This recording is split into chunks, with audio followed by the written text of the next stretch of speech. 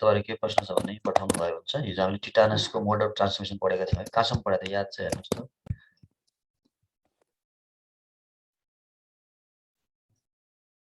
Tetanus पढेको थियो हैन।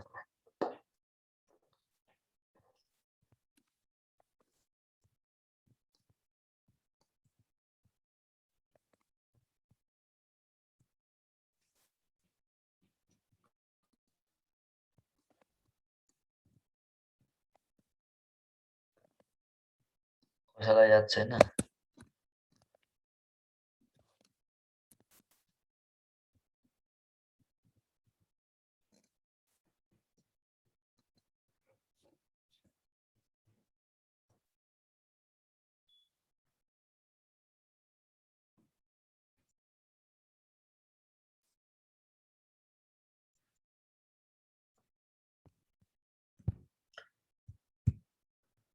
ल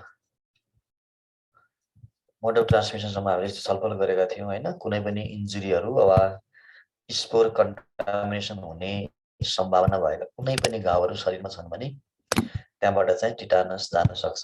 फोहर हुन सक्ने जुनसुकै नि घाउबाट पनि टिटानस जान सक्छ भनेर, इभन सर्जरी है, सर्जरीमा पनि कन्टामिनेसन हुन सक्छ भनेर भनेका थियौँ हैन। आज हामी चाहिँ क्लिनिकल फिचरबाट सुरु गरौँ। क्लिनिकल फिचरमा 3 कुराहरू छ टिटानसमा, इम्पोर्टेन्ट हो। इक्जाममा 3टै क्वेसन आइसकेको छ है, 3टै क्वेसन आइसकेको छ। ब्याक्टेरियल इन्फेक्सन भएको हुनाले हाई ग्रेड फिभर त हुन्छ नै, यो वान अफ दि कमन फिचरमा पर्छ, तर त्यति गाह्रो भएन। 3टा कुरा चाहिँ एकदम इम्पोर्टेन्ट हो है। एउटा चाहिँ ट्रिस्मस, यो याद गर्नु होला इम्पोर्टेन्ट इक्जामको लागि। नेक्स्ट भने त अपिस्टोटोनस, यो याद गर्नु होला। नेक्स्ट भने त रिसस सार्टिनोपस। अरू पनि हुन्छ थुप्रो, एकदमै गाह्रो फिचर्सहरू पनि हुन्छ क्लिनिकल, एकदमै के अरे मेडिकल वर्डहरू त्यो धेरै पछि नलाग्ने, किनभने तपाईँलाई सिम्पल शब्दहरू युजली सोधिराखेको हुन्छ। सो द्याट ट्रिस्मस, ओपिस्टोटोनस र रिसस सार्डोनिकस, यो 3टा शब्द यो एकदमै कमन हुन्छ टिटानसमा। एकचोटि चाहिँ टिटानसको बिरामीले मुख खोल्न नसक्ने लक्षणलाई के भन्छ भन्ने क्वेसन आछ। द्याट इज कल्ड द टिस्मस, यसलाई हामी टिस्मस भन्छौँ। यसलाई लक्ड ज सिम्पटम पनि भन्छ। यो किनभने फेसियल मसलको चाहिँ स्पाजमले गर्दाखेरि चाहिँ मान्छे मुख खोल्न सक्दैन। ट्रिस्मस चाहिँ मम्समा पनि हुन्छ है, मम्सको फिचरमा पनि हामी ट्रिस्मस पढ्छौँ, तर मम्समा हुने ट्रिस्मस चाहिँ दुखाइको कारणले हो, मसल स्पाजको कारणले होइन। यहाँ चाहिँ स्पाजम हुन्छ है, त्यसैले ट्रिस्मस एउटा भयो। अर्को चाहिँ ओपिस्टोटोनस, यो पनि क्वेसन आछ। टिटानसको बिरामी धनुष जस्तो देखिने लक्षणलाई के भन्छ भन्ने क्वेसन आछ। त्यसलाई हामी ओपिस्टोटोनस भन्छौँ। बो सेप्ड बडी वा धनुष जस्तो देखिने भन्ने लक्षणलाई ओपिस्टोटोनस भनिन्छ। अथवा स्टार्नसलाई क्वेसन आछ, बो सेप्ड बडी कुन डिजिजमा देखिन्छ भनेर, टिटानस हुन्छ। अर्को हुन्छ रिसस सार्डोनिकस। रिसस सार्डोनिकस पनि क्वेसन आएको छ तपाईँहरूलाई। टिटानसको बिरामी हाँसे जस्तो देखिने लक्षणलाई के भनिन्छ भन्ने क्वेसन आछ। त्यसलाई हामी रिसस सार्डोनिकस भन्छौँ वा लाफिङ फेस भनिन्छ। लाफिङ फेस चाहिँ back spas of facial muscle, अनुहारको मसलहरू पछाडिपट्टि स्पाज भएर हाँसे जस्तो देखिने हो, त्यसलाई चाहिँ रिसस सार्डोनिकस भनिन्छ है। र त्यसपछि चाहिँ के हुन्छ भने फेरेन्जियल मसल स्पाज अथवा रेस्पिरेटरी मसल स्पाजमा हुन्छ।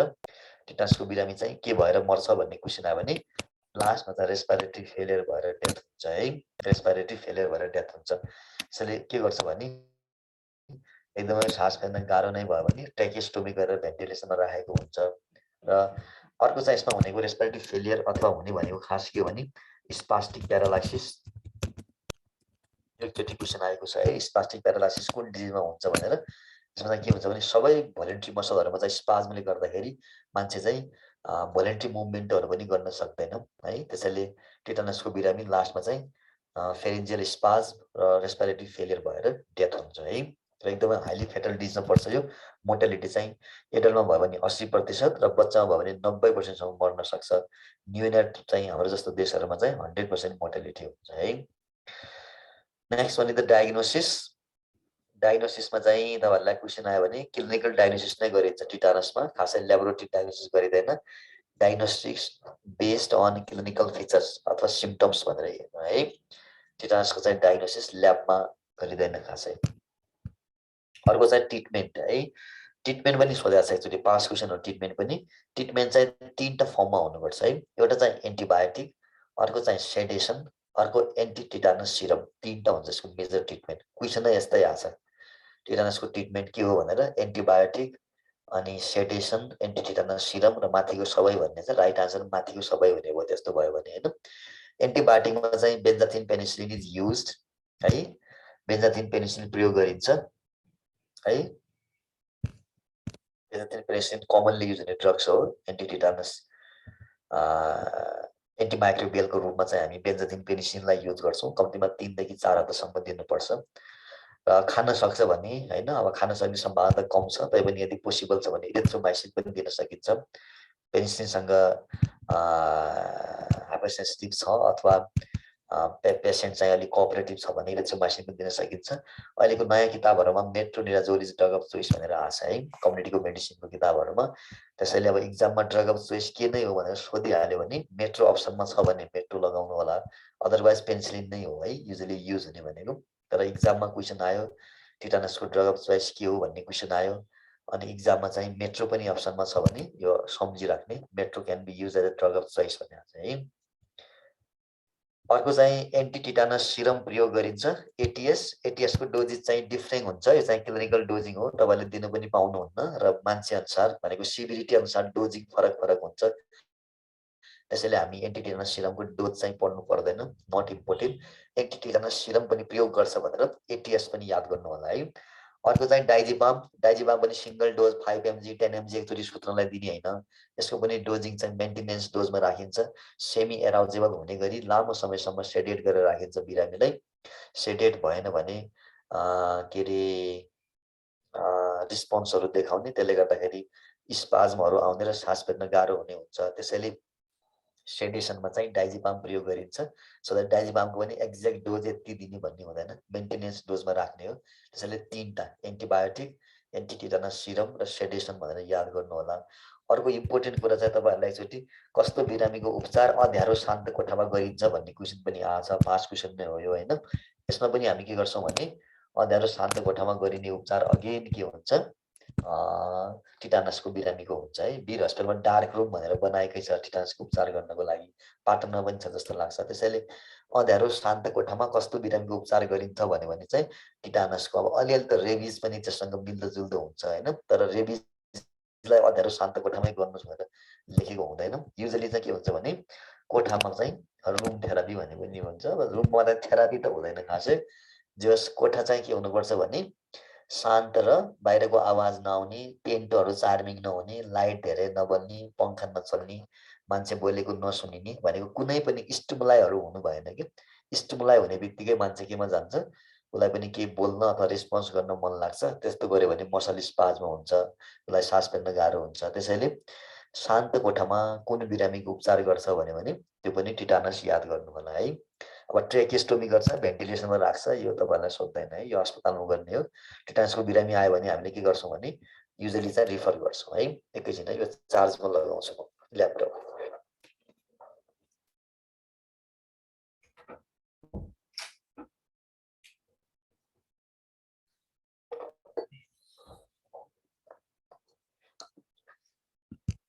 ल यसरी 3-4वटा ट्रिटमेन्ट चाहिँ याद गर्नु होला है। पास क्वेसन पनि हो, पहिला पनि सोधेको छ, अँध्यारो कोठामा कस्तो बिरामीको उपचार गर्छ भनेर।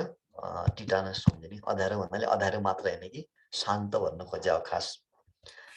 अर्को छ प्रिभेन्सन। प्रिभेन्सनमा चाहिँ 2टा, एउटा चाहिँ ट्रोमेटिक टिटानसको लागि, अर्को चाहिँ नियोनेटल टिटानसको लागि है। नियोनेटल टिटानसको मैले यसमा लेखाउँदै रहेछु, लेख्नु होला, म भन्छु।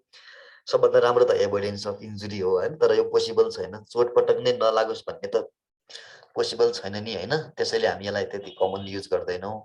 यसमा चाहिँ अर्को भनेको चाहिँ प्रोटेक्टिभ इक्विपमेन्टहरू युज गर्ने, जस्तो हामी हिजो भनेको थिएन नि, जहाँ जहाँ चोट लाग्ने सम्भावना रहन्छ, जहाँ जहाँ कन्टामिनेसन हुने सम्भावनाहरू छ, त्यहाँ चाहिँ ग्लोभ्स अथवा बुट अथवा पलन्जा जस्तो प्रयोग गर्ने सकिन्छ भने प्रोटेक्सन गर्ने। अर्को चाहिँ चोट नै लागिहाल्यो अब भने चाहिँ तुरुन्तै घाउ धुनुपर्छ, एक्सप्लोर गर्नु हुँदैन, तर मजाले सफा गर्नुपर्छ।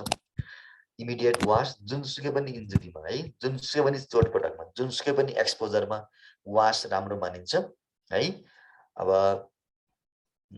घाउ चाहिँ धुने हो है, जति सकिन्छ चाहिँ वास। अब स्नेक बाइटमा चाहिँ युजली वास नट रिकमेन्डेड हैन, नत्र म्याक्सिमममा चाहिँ हामी वास नै प्रमोट नै गर्छौँ है।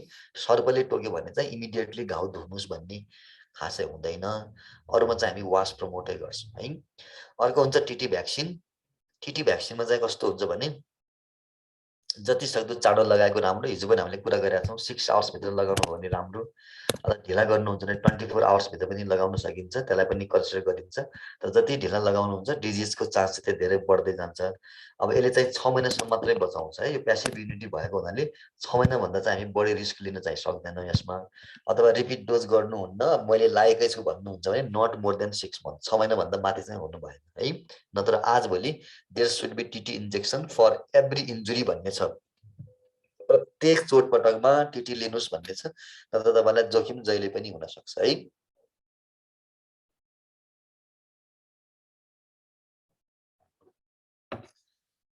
ल अर्को टिटानसमा चाहिँ अर्को प्रिभेन्सन भनेको चाहिँ न्युनेटल टिटानस प्रिभेन्सन हो। न्युनेटल टिटानस प्रिभेन्सनको लेख्नुहोस्, यहाँ देखिएको छैन। न्युनेटल टिटानस प्रिभेन्सन गर्ने सबैभन्दा राम्रो तरिका एक्टिभ म्याटर्नल टिटी इम्युनाइजेसन हो भनेर लेख्नुहोस् है। न्युनेटल टिटानस प्रिभेन्सन गर्ने सबैभन्दा राम्रो तरिका एक्टिभ म्याटर्नल टिटी इम्युनाइजेसन हो। भनेको चाहिँ के हो भने प्रेग्नेन्सीको बेलामा आमाले टिटी लाउनु चाहिँ सबैभन्दा उपयुक्त मानिन्छ है। एक्टिभ म्याटर्नल टिटी इम्युनाइजेसन हो। एक्टिभ म्याटर्नल टिटी इम्युनाइजेसन हो। अब यसमा चाहिँ हामी के गर्छौँ भने एक्टिभ म्याटर्नल टिटी इम्युनाइजेसनमा स्पेसली चाहिँ प्रेग्नेन्सीको बेलामा चाहिँ कम्तीमा 2टा डोज चाहिँ लिनै पर्यो हैन। त्यसैलाई हो खास एक्टिभ म्याटर्नल टिटी इम्युनाइजेसन भन्ने। र त्यसपछि कन्सिक्युटिभ प्रेग्नेन्सीमा हामीले एउटा डोज चाहिँ दिइराख्नुपर्छ। यदि 5 वर्षभन्दा बढी ग्याप भयो भने फेरि 2टा डोज चाहिँ दिन सकिन्छ। यसले औसत बचाउने भने चाहिँ 10 वर्ष हो, कम्तीमा बचाउने भने 5 वर्ष र बढीमा बचाउने भने 15 वर्ष। त्यसले गर्दाखेरि 5 देखि 15 वर्षको बिचमा मात्रै प्रोटेक्सन दिन्छ यसले। त्योभन्दा बढी गर्नु पर्यो भने फेरि के हुन्छ, रिपिट डोजिङ हुन्छ है। So that active maternal TT immunisation सबभन्दा राम्रो भयो। त्यसपछि अर्को चाहिँ के हुन्छ भने इन्स्टिट्युसनल डेलिभरी है। इन्स्टिट्युसनल डेलिभरी भनेको संस्थागत सुत्केरी गर्नु पर्यो हैन। भनेको स्वास्थ्य संस्थामा सुत्केरी हुनु पर्यो। न्युनेटल टिटानस प्रिभेन्सन गर्ने अर्को तरिका भनेको संस्थागत सुत्केरीलाई चाहिँ प्रमोट गर्ने हो। जस्तो हामी क्लिनहरू भन्छौँ नि हैन, सरसफाइ भन्ने हुन्छ। हामी कहाँ चाहिँ 6 क्लिन युज गर्छ। क्लिन भन्ने शब्द प्रयोग गर्छ, CLEANS, क्लिन्स भन्ने हुन्छ। क्लिन्स भनेको चाहिँ के हो भने अब क्लिन पेरिनियम, क्लिन के अरे instrument, clean surface, clean cut cutting instrument हैन, यस्तो भन्ने क्लिन ह्यान्ड्स यस्तो भन्ने शब्दहरू प्रयोग गर्छ। सो द्याट क्लिन भन्ने शब्द चाहिँ न्युनेटल टिटानस प्रिभेन्सनको लागि प्रयोग गर्छ है। क्लिनहरू clean perineum, clean surface, clean umbilical cord, clean hand, clean instrument हैन, these all comes under the cleans है। त्यसैले हामी क्लिन भन्यो भने न्युनेटल टिटानस प्रिभेन्सनसँग चाहिँ बढी छ। अब न्युनेटल मात्र भन्ने शब्द प्रयोग गर्दैन, यो चाहिँ MNT भन्छौँ हामी, maternal and neonatal tetanus elimination भन्ने छ हामी कहाँ हैन प्रोग्राम। त्यसैले MNT भन्छ, म्याटर्नल एन्ड न्युनेटल टिटानस भन्ने। भनेको आमालाई पनि हुनसक्छ, आमाको लागि पनि क्लिन प्रयोग गरिन्छ, बच्चाको लागि पनि क्लिन प्रयोग गरिन्छ। टिटीले आमालाई पनि प्रोटेक्सन गर्छ, बच्चालाई पनि प्रोटेक्सन गर्छ। त्यसैले बच्चा मात्र हैन कि आमा पनि जोड्नुपर्छ यसमा है। प्रेग्नेन्सीमा टिटी मात्रै दिने कि टिडी भन्नु भएको छ, यता तपाईँ धेरै पछाडि हुनुहुन्छ, त्यति पनि थाहा छैन। आजले हामी टिटी युज गर्दा 2014 देखि टिटीको भ्याक्सिनको ठाउँमा चाहिँ टिडी युज गर्ने हो है। मलाई थाहा छैन भनेर सोध्नु भयो कि आफूलाई थाहा छैन भनेर सोध्दा त्यो अब थाहा पाउनुहोस्। टिटी युज गर्छ कि टिडी युज गर्छ भन्ने तपाईँलाई थाहा छैन भने तपाईँको तयारी पुगेको छैन है। 2014 भनेपछि 2021 भइसक्यो, अहिले 7 वर्ष भइसक्यो। तपाईँ 7 वर्ष पछाडि हुनुहुन्छ भ्याक्सिनमा। त्यसो हो अर्को डिजिज चाहिँ डिप्थेरिया, किलर डिजिजको बारेमा कुरा गर्दैछौँ हामी। नेक्स्ट भने त डिप्थेरिया। अन्डर 5 मा चाइल्डली भएको छ भने इन्जेक्सन टिटी दिनु पर्दैन है। अन्डर 5 मा चाहिँ युजली युज गर्दैन, किनभने मिनिमम चाहिँ 5 वर्ष हो हैन। टिटीले बचाउने भने बच्चाले 3टा डोज कम्प्लिट लिइसकेका हुन्छ। अन्डर 5 मा चाहिँ युजली युज गर्दैन, तर it depends upon the injury है। तर हामीले रिस्क चाहिँ लिनु हुँदैन। अझै थ्योरिटिकल क्वेसनमा मिनिमम 5 वर्ष बचाउने भावनाले 5 वर्षलाई नदिए हुन्छ भन्ने चाहिँ कुनै कुनै थ्योरीहरुमा अहिले लेख्या हुन्छ। तर कुनै बच्चा रोड ट्राफिक एक्सिडेन्ट भयो, पुरै लेसरेटेड हुँदैछ, शरीरभरि माटो छ, मल्टिपल फ्र्याक्चर छ, अनि यो त 5 वर्षभन्दा मुनि हो, नदिउँ, यस्तो हुँदैन। त्यही भएर मैले भने यो डिसिजन हो, क्लिनिकल डिसिजन होइन। अब सामान्य चोटपटक थियो, अब खासै शङ्का पनि छैन, भर्खरै टिटी भ्याक्सिन नै कम्प्लिट भएको छ बच्चाको भने त्यो छुट्टै कुरा हो। तर स्नेक बाइट भयो, एनिमल बाइट भयो, मल्टिपल बाइटहरू छ, पुरै मल्टिपल फ्र्याक्चरहरू छ, बच्चा एक्सिडेन्टमा पर्यो अथवा कुनै लेसरेटेड उन्डहरू भयो, मल्टिपल उन्ड छ, कुनै हाइली इन्फेक्टेड मेटेरियलमा चाहिँ कन्टामिनेसन भएको छ घाउ भने त्यस्तो बेलामा यही 5 वर्षभन्दा मुनि चाहिँ नदिउँ भन्ने रिस्क लिनु हुँदैन कि। युजली चाहिँ क्लिनिकल डिसिजन हो, इन्जुरी हेरेर हामी भन्न सक्छौँ होइन। सामान्यतया चाहिँ 5 वर्ष बचाउने भाव हुनाले हो होइन, नदिने भन्ने हुँदैन। मल्टिपल फ्र्याक्चर छ, फ्र्याक्चर भने जम्मै माटै माटो छ अनि नदिने होइन, त्यसले गर्दाखेरि के हुँदैन, रिस्क लिनु हुँदैन कि यस्तोमा, क्लिनिकल डिसिजन गर्ने हो। त्यो भनेको 5 वर्ष कम्तीमा बचाउने भावनाले सामान्यतया प्रयोग नगरे हुन्छ भन्ने छुट्टै कुरा हो, तर हामी दिन्छौँ। इन्जुरी भने नि मैले होइन, यो चाहिँ इन्जुरीमा भर पर्छ कि इन्जुरी कस्तो छ त्यो अनुसार पनि भर पर्छ। 5 वर्षभन्दा पनि भनेको मिनिमम प्रोटेक्सनको कुराले गर्दा नदिने भन्ने कसैले लेखेको छ भने पुरै गलत त होइन। It depends on the clinical decision.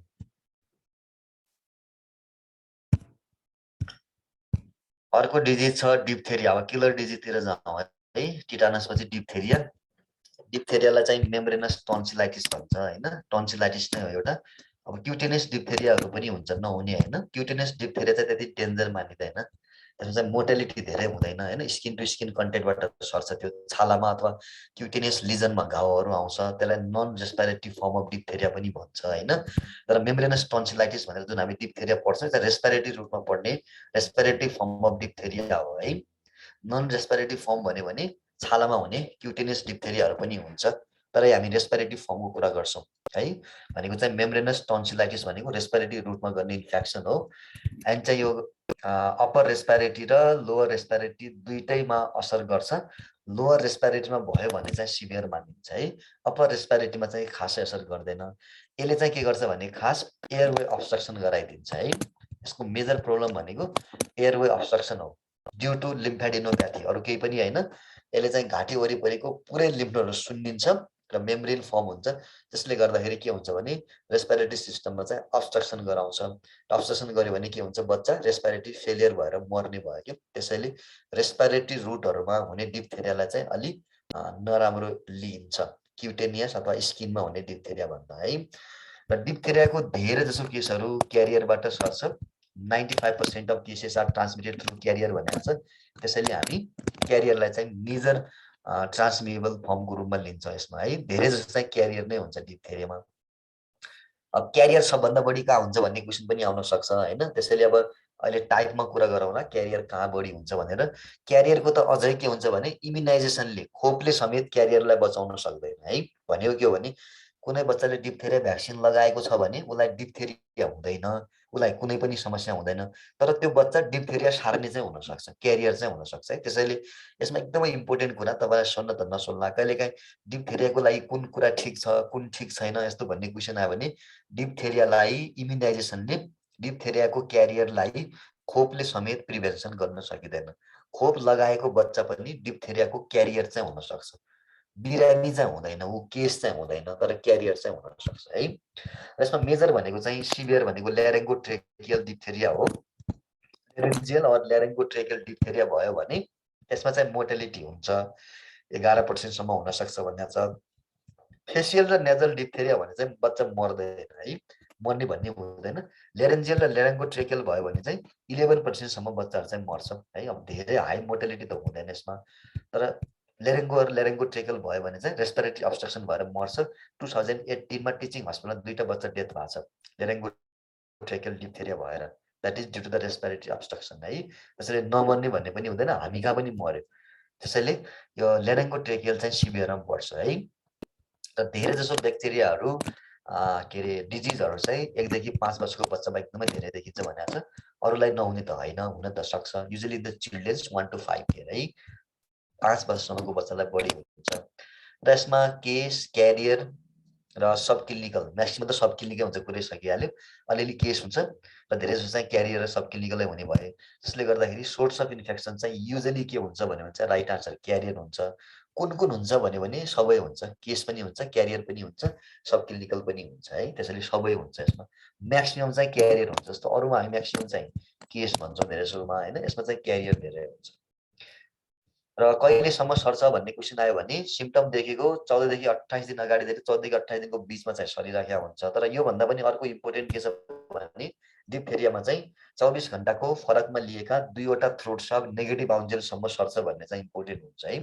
दिन भन्दा पनि यसमा हामी के हेर्छौँ भने 24 घण्टाको फरकमा लिएका 2 वटा थ्रोट स्वाब चाहिँ नेगेटिभ आयो भने मात्रै सर्न बन्द हुन्छ, यो नत्र सर्छिराखेको हुन्छ। त्यसैले डिप्थेरिया कहिलेसम्म सर्छ वा डिप्थेरियामा कहिलेसम्म आइसोलेसन गर्नुपर्छ भन्यो भने 24 घण्टाको फरकमा लिएका 2 वटा थ्रोट स्वाब नेगेटिभ आउन्जेलसम्म छुट्टै राख्नुपर्छ वा आइसोलेट गरेर राख्नुपर्छ है। त्यति बेलासम्म चाहिँ सर्न सक्छ। Types of diphtheria respiratory types मात्रै हो यसमा, नन रेस्पिरेटरीमा क्युटेनियस हुन्छ, त्यसको हामी यहाँ कुरा गर्दैनौँ। एउटा हुन्छ फेसियल डिप्थेरिया, यो चाहिँ मोडरेट टाइप डिप्थेरिया भन्छ, धेरै असर त गर्दैन, रेस्पिरेटरी अब्स्ट्रक्सन पनि हुँदैन, तर केही सामान्य लक्षणहरू चाहिँ देखिन्छ है। अर्को हुन्छ नेजल डिप्थेरिया। नेजल डिप्थेरिया चाहिँ एकदमै इम्पोर्टेन्ट एक्जामको लागि, सबभन्दा सामान्य खालको कुन हो भने पनि यही हो, सबभन्दा बढी क्यारियर हुन्छ भने पनि यही हो, सबभन्दा बढी सर्ने कुन हो भने पनि यही हो है। त्यसैले यो सर्ने बढी हुने सिम्प्लेस्ट फर्म भन्यो भने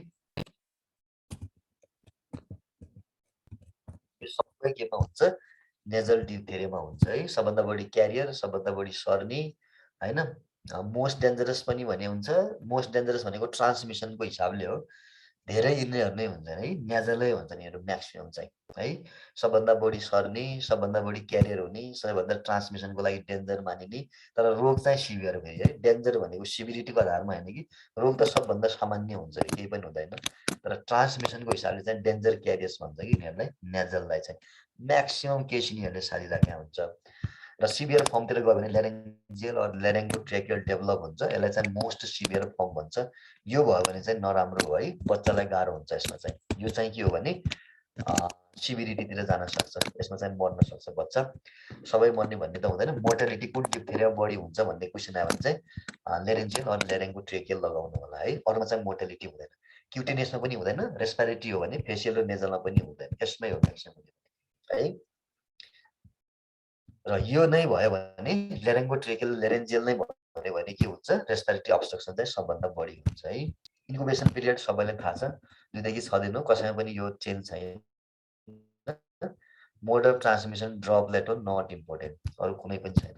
अर्को चाहिँ क्लिनिकल फिचर इम्पोर्टेन्ट छ यसमा है। क्लिनिकल फिचरमा 3-4वटा फिचर याद गर्नु होला, क्वेसन पनि आछ। एकचोटि डिप्थेरियाको फिचर कुन होइन भन्ने क्वेसन आछ, हाई ग्रेड फिभर छ। हाई ग्रेड हुँदैन डिप्थेरियामा, जहिले पनि लो ग्रेड फिभर हुन्छ। फिभर चाहिँ हुन्छ तर low grade, continuous type low grade fever हुन्छ, सामान्य ज्वरो चाहिँ हाई नै राखेको हुन्छ। अर्को चाहिँ एकदमै इम्पोर्टेन्ट भनेको स्युडो मेम्ब्रेन फर्मेसन। यो तपाईँहरू थाहा छैन भने टिप्नु भयो हुन्छ। स्युडो मेम्ब्रेनलाई अर्को भाषामा फल्स मेम्ब्रेन पनि भन्छ है, झुटा, फल्स भनेको मेम्ब्रेन हुँदैन त्यहाँ, तर मेम्ब्रेन जस्तो देखिन्छ, केही झिल्ली बने जस्तो, त झिल्ली चिप्के जस्तो देखिन्छ। डिप्थेरिया मेम्ब्रेन कहाँ बन्छ भन्ने क्वेसन पनि आउन सक्छ, पेरिटोन्सिलर रिजनमा है, टन्सिलको वरिपरि सेतो कलरको मेम्ब्रेन हुन्छ, त्यसैले हामीलाई मेम्ब्रेनस टन्सिलाइटिस भन्ने कारण त्यही हो है। टन्सिलको वरिपरि सेतो कलरको झिल्ली बसेको हुन्छ, त्यसैले हामी फल्स मेम्ब्रेन भन्छौँ। सुरुमा चाहिँ सेतो कलरको हुन्छ यो होइन, पछि चाहिँ के हुन्छ भने तलबाट क्युटेनियस ब्लिडिङ भएर तलबाट भेसल्सहरू भनेको सानसानो क्यापिलरीहरू बनेर आउँछ, अनि त्यसले के गर्छ, त्यहाँबाट चाहिँ रगत पनि लिन सुरु गर्छ, अनि चाहिँ पछि रातो कलरको देखिन्छ यो है, रेडिस फर्ममा चेन्ज हुन्छ, पुरै रातो त होइन। त्यसैले सुरुमा चाहिँ सेतो कलरको, बिस्तारै बिस्तारै रेडिस फर्ममा के हुन्छ, यो चेन्ज हुन्छ है। अर्को हुन्छ क्राउपी कफ। क्राउपी कफ भनेको के हो भने आवाज चाहिँ यसमा फरक आउँछ, इन्कम्प्लिट कफ जस्तो हो क्या। यो चाहिँ अब्स्ट्रक्सनको कारणले, एयरवे अब्स्ट्रक्सनको कारणले पुरै मान्छे खोक्न सक्दैन, आधा आधा गरेर खोकिराखेका हुन्छ कि, त्यसलाई हामी क्राउपी कफ भन्छौँ। क्राउपी कफ के कारणले हुन्छ भन्यो भने अप्पर रेस्पिरेटरी अब्स्ट्रक्सनको कारणले पुरै खोक्न सक्दैन मान्छेले है। खक्क गर्नु भयो जस्तो कहिलेकाहीँ धेरै खोकी लागेर छाती दुख्दा कस्तो हुन्छ नि होइन, पुरै हामी आवाज निकालेर मजाले खोक्न सक्दैनौँ, अलिअलि ख्याक ख्याक गरिराखेको हुन्छ, त्यसलाई चाहिँ क्राउपी कफ भन्छ। ब्रेक डाउन हुन्छ कि कफको जुन रिदम हुन्छ त्यसमा चाहिँ ब्रेक डाउन भएर आउँछ, यो चाहिँ अब्स्ट्रक्सनको कारणले हुन्छ क्राउपी कफ। हर्सनेस अफ भोइस बोलीमा पनि चेन्ज आउँछ। अब अप्पर रेस्पिरेटरीमा प्रब्लम भने हर्सनेस अफ भोइस त हुन्छ नै। हर्सनेस अफ भोइस चाहिँ मेजर फिचर चाहिँ लेरेन्जाइटिसको हो हेर्नुहोस् होइन, तर डिप्थेरियामा पनि हर्सनेस अफ भोइस चाहिँ हुन्छ।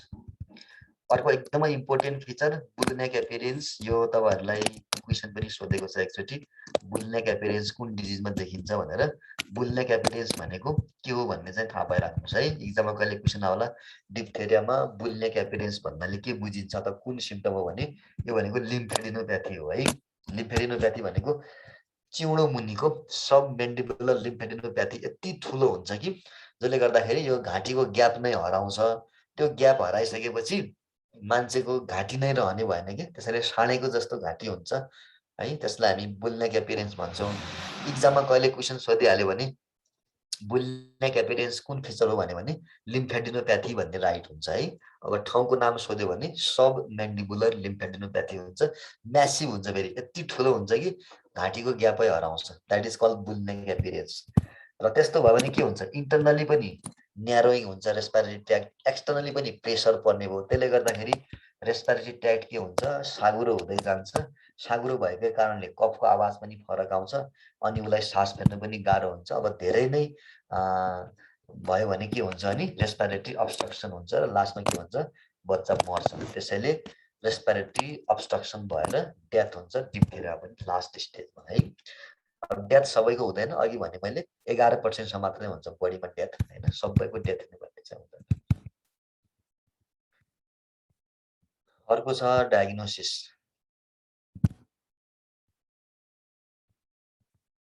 के छ भने भन्नु होला है, डायग्नोसिसमा तपाईँ दुईटा कुरा याद गर्नु होला। डायग्नोसिस अफ चोइस अथवा सबभन्दा राम्रो डायग्नोसिस के हो भन्ने क्वेसन आयो भने त थ्रोट स्वाब कल्चर नै राइट हुन्छ जहिले पनि होइन। होपिङ कफ र डिप्थेरियाको सबभन्दा बेस्ट डायग्नोसिस कल्चर नै हो है, थ्रोट स्वाब लिएर टेस्ट गर्ने हो। यसमा हामी सजिलो ब्याक्टेरिया ग्रो गर्न सक्छौँ होइन। केस फेटालिटी रेट चाहिँ 11% सम्म हुन्छ, मिनिमम चाहिँ 5 हुन्छ।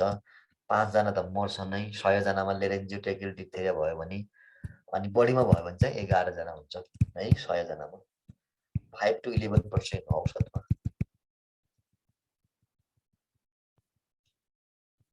ल क्लिनिकल फिचरमा यो 3-4वटा फिचर याद गर्नु होला, स्क्रिनसट लिनुहोस् न है।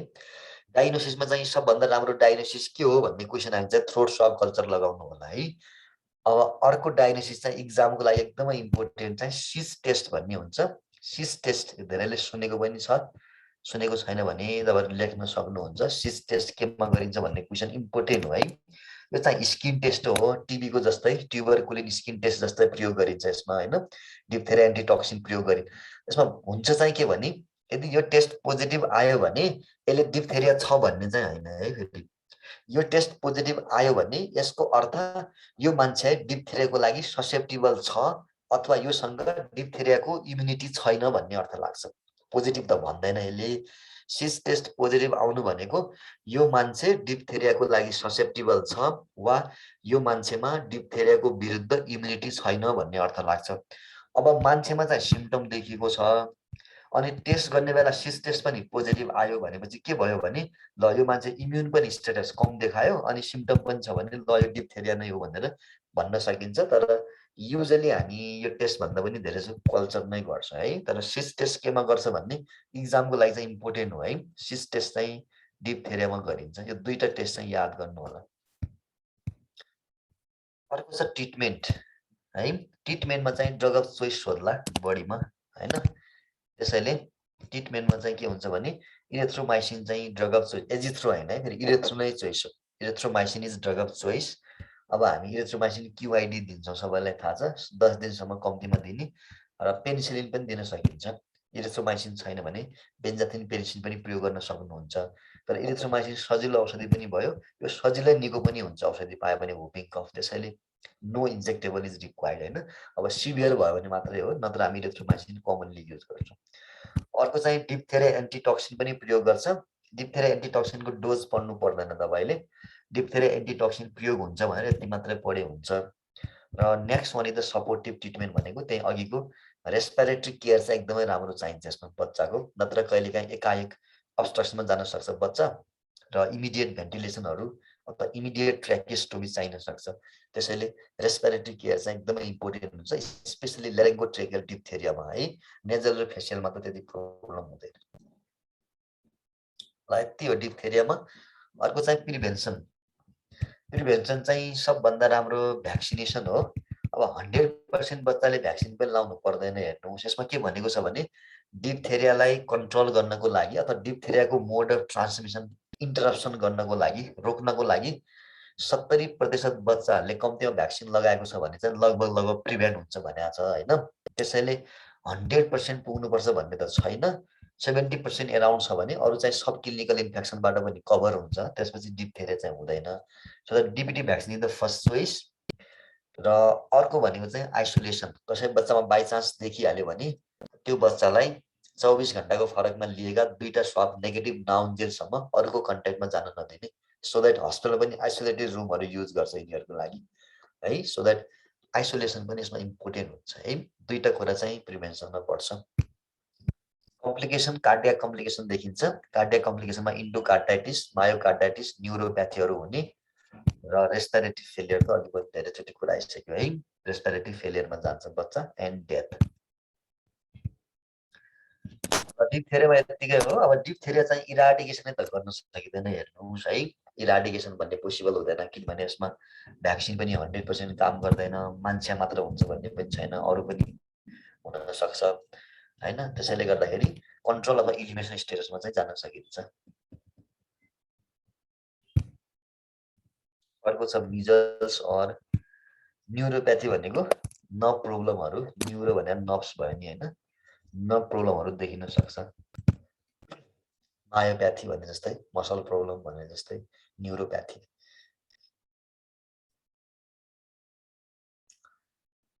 ल डिप्थेरियामा त्यतिकै हो। केही छ भने पठाउनु होला। अर्को छ मिजल्स। इम्पोर्टेन्ट डिज हो इक्जामको लागि। अस्ति पनि क्वेसनहरू सधैँ आइरहेको हुन्छ। मिजल्सलाई हामी अहिलेसम्मको रोगहरूमध्ये मोस्ट इन्फेक्सियस डिजिजको रूपमा कन्सिडर गरे। एकदम फास्ट सर्छ मिजल्स है। कसैले भ्याक्सिन लगाएको छैन, त्यसको विरुद्ध इम्युनिटी छैन भने त लगभग 90% मान्छेलाई एकाएक मिजल भइदिन्छ है, स्पेसली इन द चिल्ड्रेन है। डायग्नोसिस चाहिँ थ्रोट स्वाब लिने हैन। थ्रोट भने बुझ्नु भने हैन, भनेको घाँटीबाट स्याम्पल लिने, घाँटीबाट सेक्रेसन्सहरू लिने अनि त्यसको कल्चर गर्ने, भनेको ल्याबमा ग्रो गराउने, डिप्थेरिया ग्रो हुन्छ कि हुँदैन हेर्ने, त्यो चाहिँ सबभन्दा राम्रो हो। अर्को चाहिँ स्किन टेस्ट गरिन्छ, त्यसलाई सिज टेस्ट भन्छ। स्किन टेस्ट गर्यो भने चाहिँ डिप्थेरिया पोजिटिभ, डिप्थेरिया नेगेटिभ चाहिँ भनिँदैन। डिप्थेरिया हुन सक्ने वा नहुन सक्ने अवस्था देखाउँछ यसले। हुन सक्ने भनेको पोजिटिभ आयो भने डिप्थेरिया होला भनेर हामीले ट्रिटमेन्ट गर्न सक्छौँ। तर कल्चरमा त 100% ग्रो भइहाल्छ नि हैन। सो द्याट कल्चर चाहिँ सबभन्दा राम्रो हुन्छ यसमा। ल्याबमा कल्चर गराउने, कल्चर मिडियामा सजिलै ग्रो गराउन सकिन्छ। मिजल्स मोस्ट इन्फेक्सियस डिजिजको रूपमा लिन्छ। यो द भाइरल ऱ्यास डिजिज, बिमिरा आउँछ, यो भन्नै परेन, ऱ्यास डिजिज हो। RNA viruses, maximum virus RNA हुन्छ। हिजो नै हामीले भनिसकेका छौँ, एकदम लिमिटेड भाइरस मात्र डिएनए हुन्छ। And is cause by paramyxo virus. र मिक्जो भाइरस फ्यामिली पनि उस्तै हो, तर एक्चुअली हामी प्यारामिक्जो भाइरस फ्यामिली भन्छौँ यसलाई। प्यारामिक्जो भाइरस फ्यामिलीले गराउँछ है। र मान्छेमा मात्र हुने डिजिज हो। नन रिजर्भायर अथवा जति पनि डिजिज रिपोर्ट भइरहेको हुन्छ सबै मान्छे मात्र रिपोर्ट हुन्छ। त्यसैले सिंगल होस्टमा लाइफ साइकल पुरा गर्छ। त्यसैले मान्छेलाई हामी यसमा अब्लिगेट होस्टको रूपमा प्रयोग गर्छौँ है। दादुरा मानिसमा दादुरा हुनु के हो भन्ने क्वेसन होला। अब्लिगेट राइट हुन्छ, सिंगल होस्टमा मात्रै लाइफ साइकल पुरा गर्छ है। सिंगल होस्टमा चाहिँ लाइफ साइकल पुरा गर्ने र मान्छेमा मात्र हुने हो भने त्यसलाई हामी के भन्छौँ, अब्लिगेट होस्टको रूपमा चाहिँ पुरा के अरे प्रयोग गर्न सक्छ। जस्तो टाइफाइडमा पनि अब्लिगेट होस्ट भन्ने प्रयोग गरिन्छ है। टाइफाइडमा पनि अब्लिगेट होस्ट भन्ने हुन्छ है। र मिजल्स चाहिँ ब्लड इम्युन सेलहरू जस्तो मोनोसाइटलाई सबभन्दा बढी असर गर्छ भनेको छ। इम्युन सेलहरूलाई बढी असर गर्छ यसले। Specially monocyte cells are mostly affected है। मोनोसाइट सेलहरूलाई पनि इन्फ्लुएन्जा भन्दा पनि इन्फेक्सियस हुन्छ भनेको छ है। यसरी क्वेसनै आछ यो मोस्ट इन्फेक्सियस डिजिज के हो भनेर। इन्फ्लुएन्जा पनि अप्सन छ, मिजल्स पनि अप्सन छ। WHO को पेपर नै छ यसमा, WHO को गाइडलाइन छ। WHO ले क्लियरली के भनेको छ भने मोस्ट इन्फेक्सियस डिजिज मिजल्स भनेको छ। पोहोर सालै आएको थियो पेपर हैन। त्यसैले यो महामारीहरूमा यस्तो डिजास्टरहरू भुइँचालो यस्तो गयो भने इन्फ्लुएन्जा भन्दा पनि बढी फोकस मिजललाई गरिरहेका हुन्छ कि पोस्ट डिजास्टर पोस्ट अर्थक्वेकहरूमा एकदम भ्याक्सिन दिइरहेका हुन्छ। मिजल्सको इन्फ्लुएन्जाको दिएको हुन्छ त हुँदैन। इन्फ्लुएन्जा भने त खास सिजनल हो क्या, मिजलको सिजन हुँदैन। हुन त चिसोमा बढी हुन्छ तर ओभर क्राउडेड भयो धेरै मान्छे सँगै भयो भने जतिखेर पनि बुम हुन सक्छ है। र मिजल्सले चाहिँ मोनोसाइट सेलहरूलाई असर गर्छ, अरू कुनै पनि जनावरमा नहुने भावनाले ह्युमन मोनोसाइट सेल्स चाहिँ यसको टार्गेट सेलमा पर्छ है। र मिजल इलिमिनेसन टार्गेट गरिएको डिजिज हो, यो सबैलाई थाहा छ, अस्ति पनि क्वेसन आछ, एकदमै कमनली सोधिराख्ने प्रश्न हो मिजलबाट। इलिमिनेसन टार्गेट गरिएको डिजिज हो। अब यो त 3 चोटि टार्गेट राखिसक्यो। सुरुमा चाहिँ उमाकान्त चौधरी स्वास्थ्य मन्त्री हुँदा 15 भनेर आएको थियो, त्यसपछि 19 भनेर आयो, अनि त्यसपछि 2023 भनेर आछ अहिलेको लेटेस्ट। अब तपाईँलाई एक्जाममा क्वेसन आयो भने 2023 सम्ममा इलिमिनेसन गर्ने लक्ष्य छ भनेर बुझ्नु होला। र मिजल्सलाई इराडिकेसन गर्न सकिन्छ है। एक्जाममा क्वेसन आयो भने मिजल्सको लागि कुन कुरा ठिक छ छैन, अथवा तलका मध्ये कुन रोग इराडिकेसन गर्न सकिन्छ सकिँदैन भने मिजल चाहिँ सकिन्छ लगाउनु होला है। किनभने इराडिकेसन गर्न सकिने डिजिजमा 3-4 वटा क्राइटेरियाहरू हुन्छ कि एउटा चाहिँ मान्छेमा मात्र हुनुपर्छ, यो मिजलमा पनि मिल्छ। अर्को चाहिँ भ्याक्सिन एकदमै इफेक्टिभ हुनुपर्छ। मिजल भ्याक्सिनको 2टा डोज लगायो भने 99% भन्दा बढी बचाउँछ, त्यो पनि मिल्यो। अर्को चाहिँ के हुन्छ भने हर्ड इम्युनिटी अथवा लाइफ लङ इम्युनिटी हैन, लामो समयसम्म काम गर्ने अथवा सिंगल एटेकमै धेरै राम्रो इम्युनिटी दिने र एक्सपोजरहरू भयो भने त्यो मान्छेमा सधैँ इम्युनिटी रहिरहने, त्यस्तो हो भने त्यसलाई चाहिँ इराडिकेसन गर्न सकिन्छ। मिजलमा ठ्याक्कै मिल्छ, यो सबै मिल्छ। त्यसैले मिजललाई हामी इराडिकेसन गर्न सकिने डिजिज पनि भन्छौँ है। रुबिओला भनेको मिजल्स नै हो। ओ छ भने चाहिँ मिजल्स नै भनेर बुझ्नु होला, अनि ओ हटाइदियो भने चाहिँ छुट्टै डिजिज हो। फेरि मिजल जस्तै डिजिज हो, यसलाई चाहिँ जर्मन मिजल्स भन्छ, मिजलै हो यो पनि। ओ छ भने चाहिँ मिजलै हो भनेर बुझ्नु होला हैन। रुबिओला भन्यो भने मिजलै हो, तर ओ हटाइदियो कसैले हैन। यो हटाएर के हो भन्यो भने चाहिँ यसलाई चाहिँ मिजल्स भन्नु हुँदैन। ओ हटाइदियो भने चाहिँ रुबेला मात्र भयो। रुबेला छ भने चाहिँ जर्मन मिजल हुन्छ।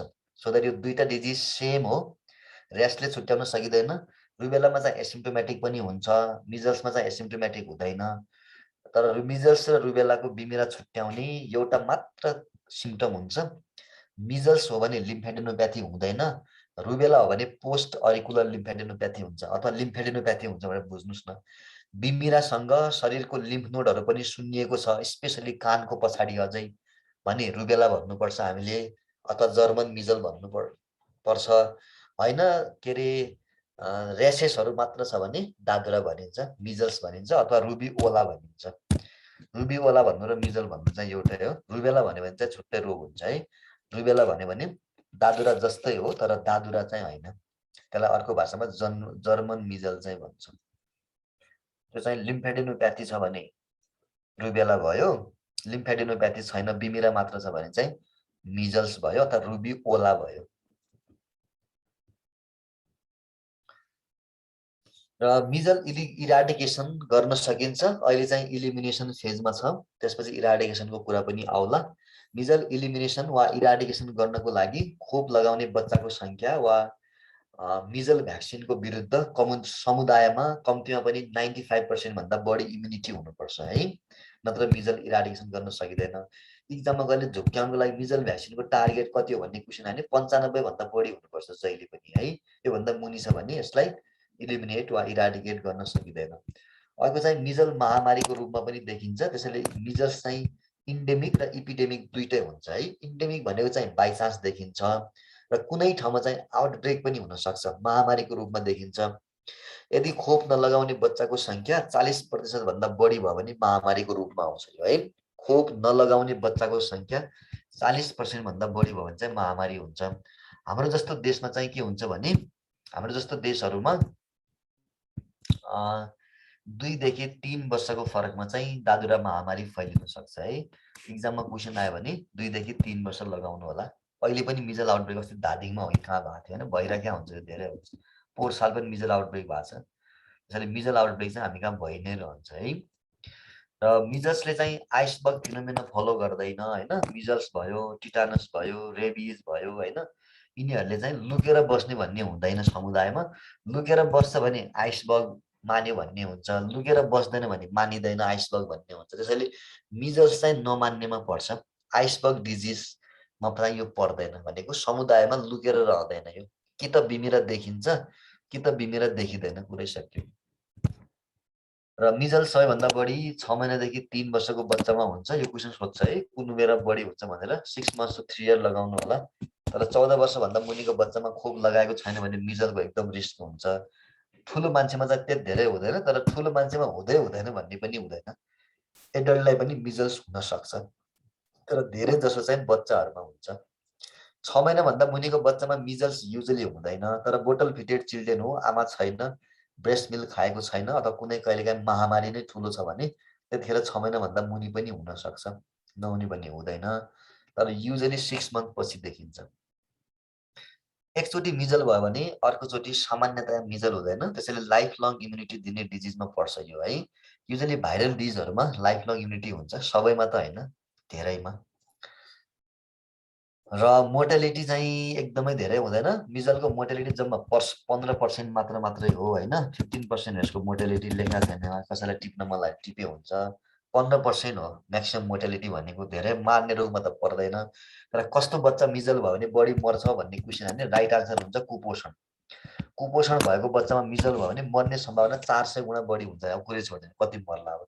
त्यसैले मिजल्स यदि भएर कुनै बच्चा मर्छ भने त्यो बच्चा माल नोरिस थियो भन्ने अथवा थियो कि थिएन कन्फर्म गर्नुपर्छ। त्यसैले मिजलमा मर्ने भने चाहिँ कुपोषित बच्चाहरू चाहिँ धेरै मर्छ, नत्र सामान्य बच्चाहरूमा चाहिँ धेरै मोर्टालिटी हुँदैन। एराउन्ड 15% मोर्टालिटी चाहिँ हुन्छ। 15% भन्दा धेरै नै हो है किसिमले त। कोरोनामा चाहिँ जम्मा 1% 2% मोर्टालिटी थियो, कस्तो आपत आयो होइन। त्यसले गर्दाखेरि कम भन्न त मिल्दैन, एकदमै फ्याटल चाहिँ होइन। तर माल नोरिस छ भने मोर्टालिटी एकदम हाई हुन्छ। विन्टर डिजिज अघि पनि भनिसकेँ मैले। चिकन पक्स पनि विन्टर सिजनमा आउँछ, कसै कसैले चिकन पक्समा पनि लेखा हुन्छ, तर विन्टर डिजिज भन्ने शब्द बढी जसो मिजल्समै युज हुन्छ है। चिसोमा बढी देखिने रोगमा पर्छ है। र मान्छे मात्रै हुन्छ त अघि भनिसक्यो हामीले। मान्छेमा हुने भन्नाले केसहरूले चाहिँ रोग छाडिराखेको हुन्छ। र मिजल इलिमिनेसन गर्नको लागि WHO ले क्याचअप, किपअप र फलोअप भन्ने 3टा स्ट्राटेजी लिएको छ। यो तपाईँहरू याद गर्नु होला। क्याचअप, किपअप र फलोअप कुन डिजिज इलिमिनेसनको लागि लिएको रणनीति हो अथवा कुन रोगसँग सम्बन्धित छ भने दादुरा सम्झिने है। यो चाहिँ भ्याक्सिन स्ट्राटेजी हो खास। क्याचअप भनेको जति सक्छन् बच्चाहरू 14 वर्षदेखि 9 महिनाभित्रको जम्मैलाई खोप लगाउने। किपअप भनेको त्यही खोपलाई चाहिँ रुटिन इम्युनाइजेसनमा राख्ने भनेको, नियमित खोपमा राख्ने। फलोअप भनेको प्रत्येक 5-5 वर्षमा फेरि खोप दिइराख्ने। त्यसलाई हामीले क्याचअप, किपअप र फलोअप भ्याक्सिन स्ट्राटेजी हो खास। त्यसैले चाहिँ मिजल इलिमिनेसन गर्नको लागि WHO ले लिएको रणनीतिलाई चाहिँ क्याचअप, किपअप र फलोअप भन्छ है। हर्ड इम्युनिटी भन्नुभएको छ। हर्ड इम्युनिटी भनेको समुदायको इम्युनिटी हो, महामारीको लागि एकदमै राम्रो काम गर्छ। ग्रुप इम्युनिटी भन्छ कि त भ्याक्सिनले आउँछ कि त नेचुरल इन्फेक्सनले आउँछ। एक किसिमको नेचुरल इम्युनिटी हो भन्नुहोस् न है, केही समयसम्म काम गर्छ। मोड अफ ट्रान्समिसन सबैलाई थाहा छ, ड्रपलेट इन्फेक्सन हो, अरू कुनै पनि हुँदैन। ट्रान्सप्लासेन्टल हुँदैन मिजल्स, तर प्रेग्नेन्सीको बेलामा मिजल भयो भने स्पोन्टेनियस एबर्सन, प्रिमेच्योर बर्थ चाहिँ हुनसक्छ। तर बच्चामा टेराटोजेनिक अथवा कन्जेनिटल प्रब्लम केही पनि हुँदैन है मिजल्सको कारणले। इन्कुबेसन पिरियड 10 देखि 14 दिन हुन्छ। तपाईँहरूलाई जति क्वेसन आएको छ 7 देखि 14 दिन भनेर, अरू मिल्दैन। त्यसैले राइट त त्यसैलाई मान्य हुन्छ, तर एक्ज्याक्ट चाहिँ 10 देखि 14 दिन हुन्छ। 7 देखि 14 दिन किन दिएको हो भने भ्याक्सिन इन्ड्युस मिजल भयो भने 7 दिनमै देखिन्छ। यसलाई पनि कभर हुने गरी दिएको हो त्यो आन्सर चाहिँ। मेजल भ्याक्सिन लगाइसकेपछि मिजल हुनसक्छ है। नेपालमा पनि रिपोर्ट भएको छ, 2 वर्ष अगाडि सिन्धुपाल्चोकमा रिपोर्ट भएको छ। त्यसैले मिजल भ्याक्सिन लगाइसकेपछि लगाएको 7 देखि 12 दिनभित्रमा शरीरमा बिमिरा आयो भने त्यसलाई हामी भ्याक्सिन इन्ड्युस्ड मिजल भन्छौँ। तर यसको क्यारेक्टरिस्टिक चाहिँ के हुन्छ भने सर्दैन यो है। अर्को मिजल चाहिँ सर्छ, भ्याक्सिनको कारणले आएको मिजल चाहिँ सर्दैन। यसको साइड इफेक्ट रुमर रहन्छ, उसलाई मात्र समस्या हुन्छ, अरूलाई चाहिँ केही पनि हुँदैन। पिरियड अफ कम्युनिकेबिलिटी दादुराको बिमिरा आएको 4 दिन अगाडिदेखि 5 दिन पछाडिसम्म सर्छ है। त्यसैले गर्दा इन्कुबेटरी ट्रान्समिसन पनि हुने भयो यसमा, अगाडिदेखि नै सर्न सुरु गर्छ है। 18 डे पनि भनेको छ त, 18 डे मिजल्समा भनेको छ कि मम्समा भनेको छ? मिजल्समा 18 डे त मैले पढेको छैन। बरु 18 डे रुबेलामा चाहिँ हुन सक्छ। रुबेलामा चाहिँ के हुन्छ भने 2 देखि 3 हप्ता हुन्छ। 2 देखि 3 हप्ता भन्यो भने लगभग 18 डे चाहिँ मिट पर्ने भयो हैन। मिजल्समा 18 डे चाहिँ मलाई थाहा छैन। मम्समा हो भने चाहिँ ठिक छ। मिजल्समा 18 डे चाहिँ नहुनु पर्ने हो हैन। म्याक्सिमम 14 डे छ। ल अर्को फिचर चाहिँ क्लिनिकल। अर्को इम्पोर्टेन्ट क्लिनिकल तपाईँलाई धेरैचोटि क्वेसन आछ है मिजलको क्लिनिकल फिचरबाट हैन। मिजलको क्लिनिकल फिचरबाट धेरैचोटि क्वेसन आछ। यसमा तपाईँ सक्नुहुन्छ भने स्टेज अनुसार पनि पढ्न सक्नुहुन्छ, नत्र तपाईँलाई स्टेज अनुसार खासै क्वेसन सोध्दैन। मेन फिचर याद गर्नु होला। एउटा चाहिँ प्रोडर्मल स्टेज, अर्को हुन्छ इरप्टिभ स्टेज, अर्को हुन्छ पोस्ट मिजल स्टेज भनेर तीनटा हुन्छ। पोस्ट मिजल भने कम्प्लिकेसन स्टेज हो हैन। कम्प्लिकेसन छुट्टै पढाउँला। दुईटा स्टेजमा के हुन्छ भन्ने चाहिँ थाहा पाइराख्नुहोस्। प्रोडर्मल स्टेज भनेको बिमिरा आउनुभन्दा अगाडिको स्टेज हो है। मिजल्समा चाहिँ युजली बिमिरा 2 दिनमा आउँछ, तर ठ्याक्कै 2 दिन भन्न चाहिँ सकिँदैन। हाम्रो गाइडलाइनमा चाहिँ के लेखेको छ भने 2 देखि 4 दिनमा आउँछ बिमिरा भनेको छ है। ज्वरो आएको 2 देखि 4 दिनमा चाहिँ युजली बिमिरा आउँछ मिजल्समा है। त्योभन्दा अगाडिको स्टेजलाई हामी प्रोडर्मल भन्छौँ है। यसमा 3C सिम्पटम्स, यो 3C डिजिज 3C सिम्पटम यो धेरैलाई थाहा छ। 3C भन्ने शब्द चाहिँ मिजल्समा प्रयोग गरिन्छ है। 3C डिजिज पनि लेखेको हुन्छ कसैले। त्यसैले 3C सिम्पटम्स भन्यो भने मिजल्स सम्झिने है। कफ हुन्छ एउटा, कोराइजा हुन्छ। कोराइजा भनेको रुगा जस्तो हो, फ्लू लाइक सिम्पटम्स भन्छौँ। अर्को चाहिँ आँखा रातो हुने हुन्छ, कन्जन्टिभाइटिस। तीनटा हुन्छ। कसै बच्चामा खोकी लागेर रुगा खोकी भन्नु, रुगा खोकी लागेर आँखा रातो भएको छ अनि ज्वरो पनि छ भने त्यसलाई हामी र बिमिराहरू छ भने मिजलको शङ्कास्पद केस भन्छौँ। प्रोडर्मल चाहिँ बिमिरा चाहिँ आइसकेका हुँदैन, र्यासेस चाहिँ भन्नु हुँदैन। प्रोडर्मलमा आउने र्यास त र्यास हो, तर कप्लिक्स स्पोट एकदमै इम्पोर्टेन्ट हो। यो चाहिँ प्याथोग्नोमिक फिचर अथवा मेजर फिचर, डायग्नोस्टिक फिचर यस्तो भन्ने जे आए पनि राइट आन्सर कप्लिक्स स्पोट हुन्छ। यो तपाईँहरूलाई धेरैचोटि क्वेसन सोधिसकेको छ है। धेरैचोटि क्वेसन सोधिसकेको छ हैन। सो द यसमा चाहिँ कप्लिक्स स्पोट भन्ने शब्द प्रयोग गर्छ है। Koplik's spot is the pathognomonic feature of measles है। यो चाहिँ लोवर सेकेन्ड मोलार टिथको पछाडिपट्टि आउने सेतो बिमिरालाई के भन्छ भन्ने क्वेसन आयो भने हामीले यसलाई चाहिँ कप्लिक्स स्पोट भन्छौँ। बिमिरा त बिमिरा नै हो, तर यसलाई र्यासिस भन्ने शब्द चाहिँ प्रयोग गरिँदैन है। त्यसैले हामी that is the Koplik's spot. String test हिजो भने त भाइ मैले केमा पढाएको थिएँ मैले हिजो डायरियल डिजिज पढ्ने बेला पढाएन स्ट्रिङ टेस्ट। डायरियल डिजिज केमा पढाएको थिएँ मैले हेमोफिलासिस पढ्ने बेला हो कि कुन पढ्ने बेला आएको थियो नि हैन। स्टिङ टेस्ट भनेर अस्ति नै जिआरडियासिसमा हो। जिआरडियासिसमा हैन, कोलेरामा चाहिँ ह्याङ्गिङ ड्रप टेस्ट भन्ने हुन्छ। जिआरडियासिसमा हैन। अस्ति मैले तपाईँहरूलाई भनेको थिएँ बिर्स्यौँ भने अहिले यहाँ छ।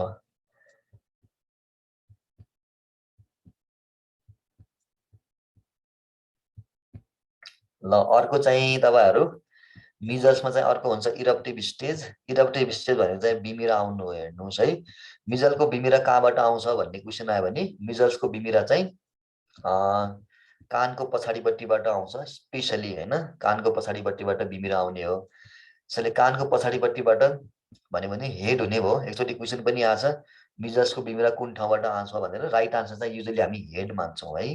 कानको पछाडिपट्टिबाट बिमिरा आउँछ र अनुहार हुँदै शरीरमा फैलिन्छ। त्यसपछि चाहिँ कहाँ हुन्छ, अनुहारमा आउँछ है। त्यसपछि कहाँ आउँछ, अनुहारमा आउँछ। र अनुहारपछि शरीरमा फैलिन्छ भनेको शरीरको एक ठाउँबाट आएर अर्को ठाउँमा चाहिँ बिमिरा सर्दै सर्दै जाने भयो, बीच भागतिर आउने भयो। त्यसैले मिजल्समा हामी स्ट्रिङ टेस्ट भने जिआरडिएसमै रहेछ, डायरियल डिजिज भनेको नि हैन। अस्ति यहाँ तपाईँले फोटो खिच्न बिर्सिनु भयो। यहाँ छ स्ट्रिङ टेस्ट, जिआरडिएसमा युज गर्छ। मा चाहिँ स्टुल टेस्ट हो, तर ह्याङ्गिङ ड्रप भन्ने हुन्छ स्ट्रिङ चाहिँ युज गरेर। तरिकाहरू हो क्या यो है।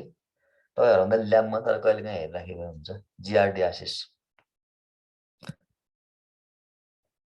अगाडिको एचएस लेभल्स चेन्ज भएको हो र भन्दा मन्डे रहेछ के चेन्ज भएको मलाई थाहा छैन खै मैले त हेरेको छैन वेबसाइट चेन्ज भएको र छैन होला चेन्ज भयो के हुने हो र टपिक तलमाथि हुने त अनि कुरा त यिनै हो सामान्य प्रश्न हान्नु सोध्दैन कुरा यिनै हो नि चेन्ज भयो भने के नै हुने हो केही फरक पर्दैन जिके आउने होइन नेपालको संविधान आउने होइन आउने स्वास्थ्यकै हो डिजिजै हो टपिक तलमाथि होला बढीमा एक दुई शब्द लेख्नुहोस् भनेर होला अरू के आउने हो चेन्ज चेन्जको टेन्सन नगर्नुहोस् एक नम्बरको टपिक 7 नम्बरमा राख्ला अरू के गर्ने हो र तिमीले नन कम्युनिकेबल डिजिजलाई कम्युनिकेबल बनाउन सक्दैन मुटुको रोग सर्ने रोग हो भनेर आउने होइन मुटुको रोग नसर्ने भनेर आउने के चेन्ज के नचेन्ज मिजसमा बिमिरा हुँदैन भनेर आउँदैन आउने मिजसमा बिमिरै हुन्छ भनेर हो त्यो तलमाथि गएर के फरक पर्छ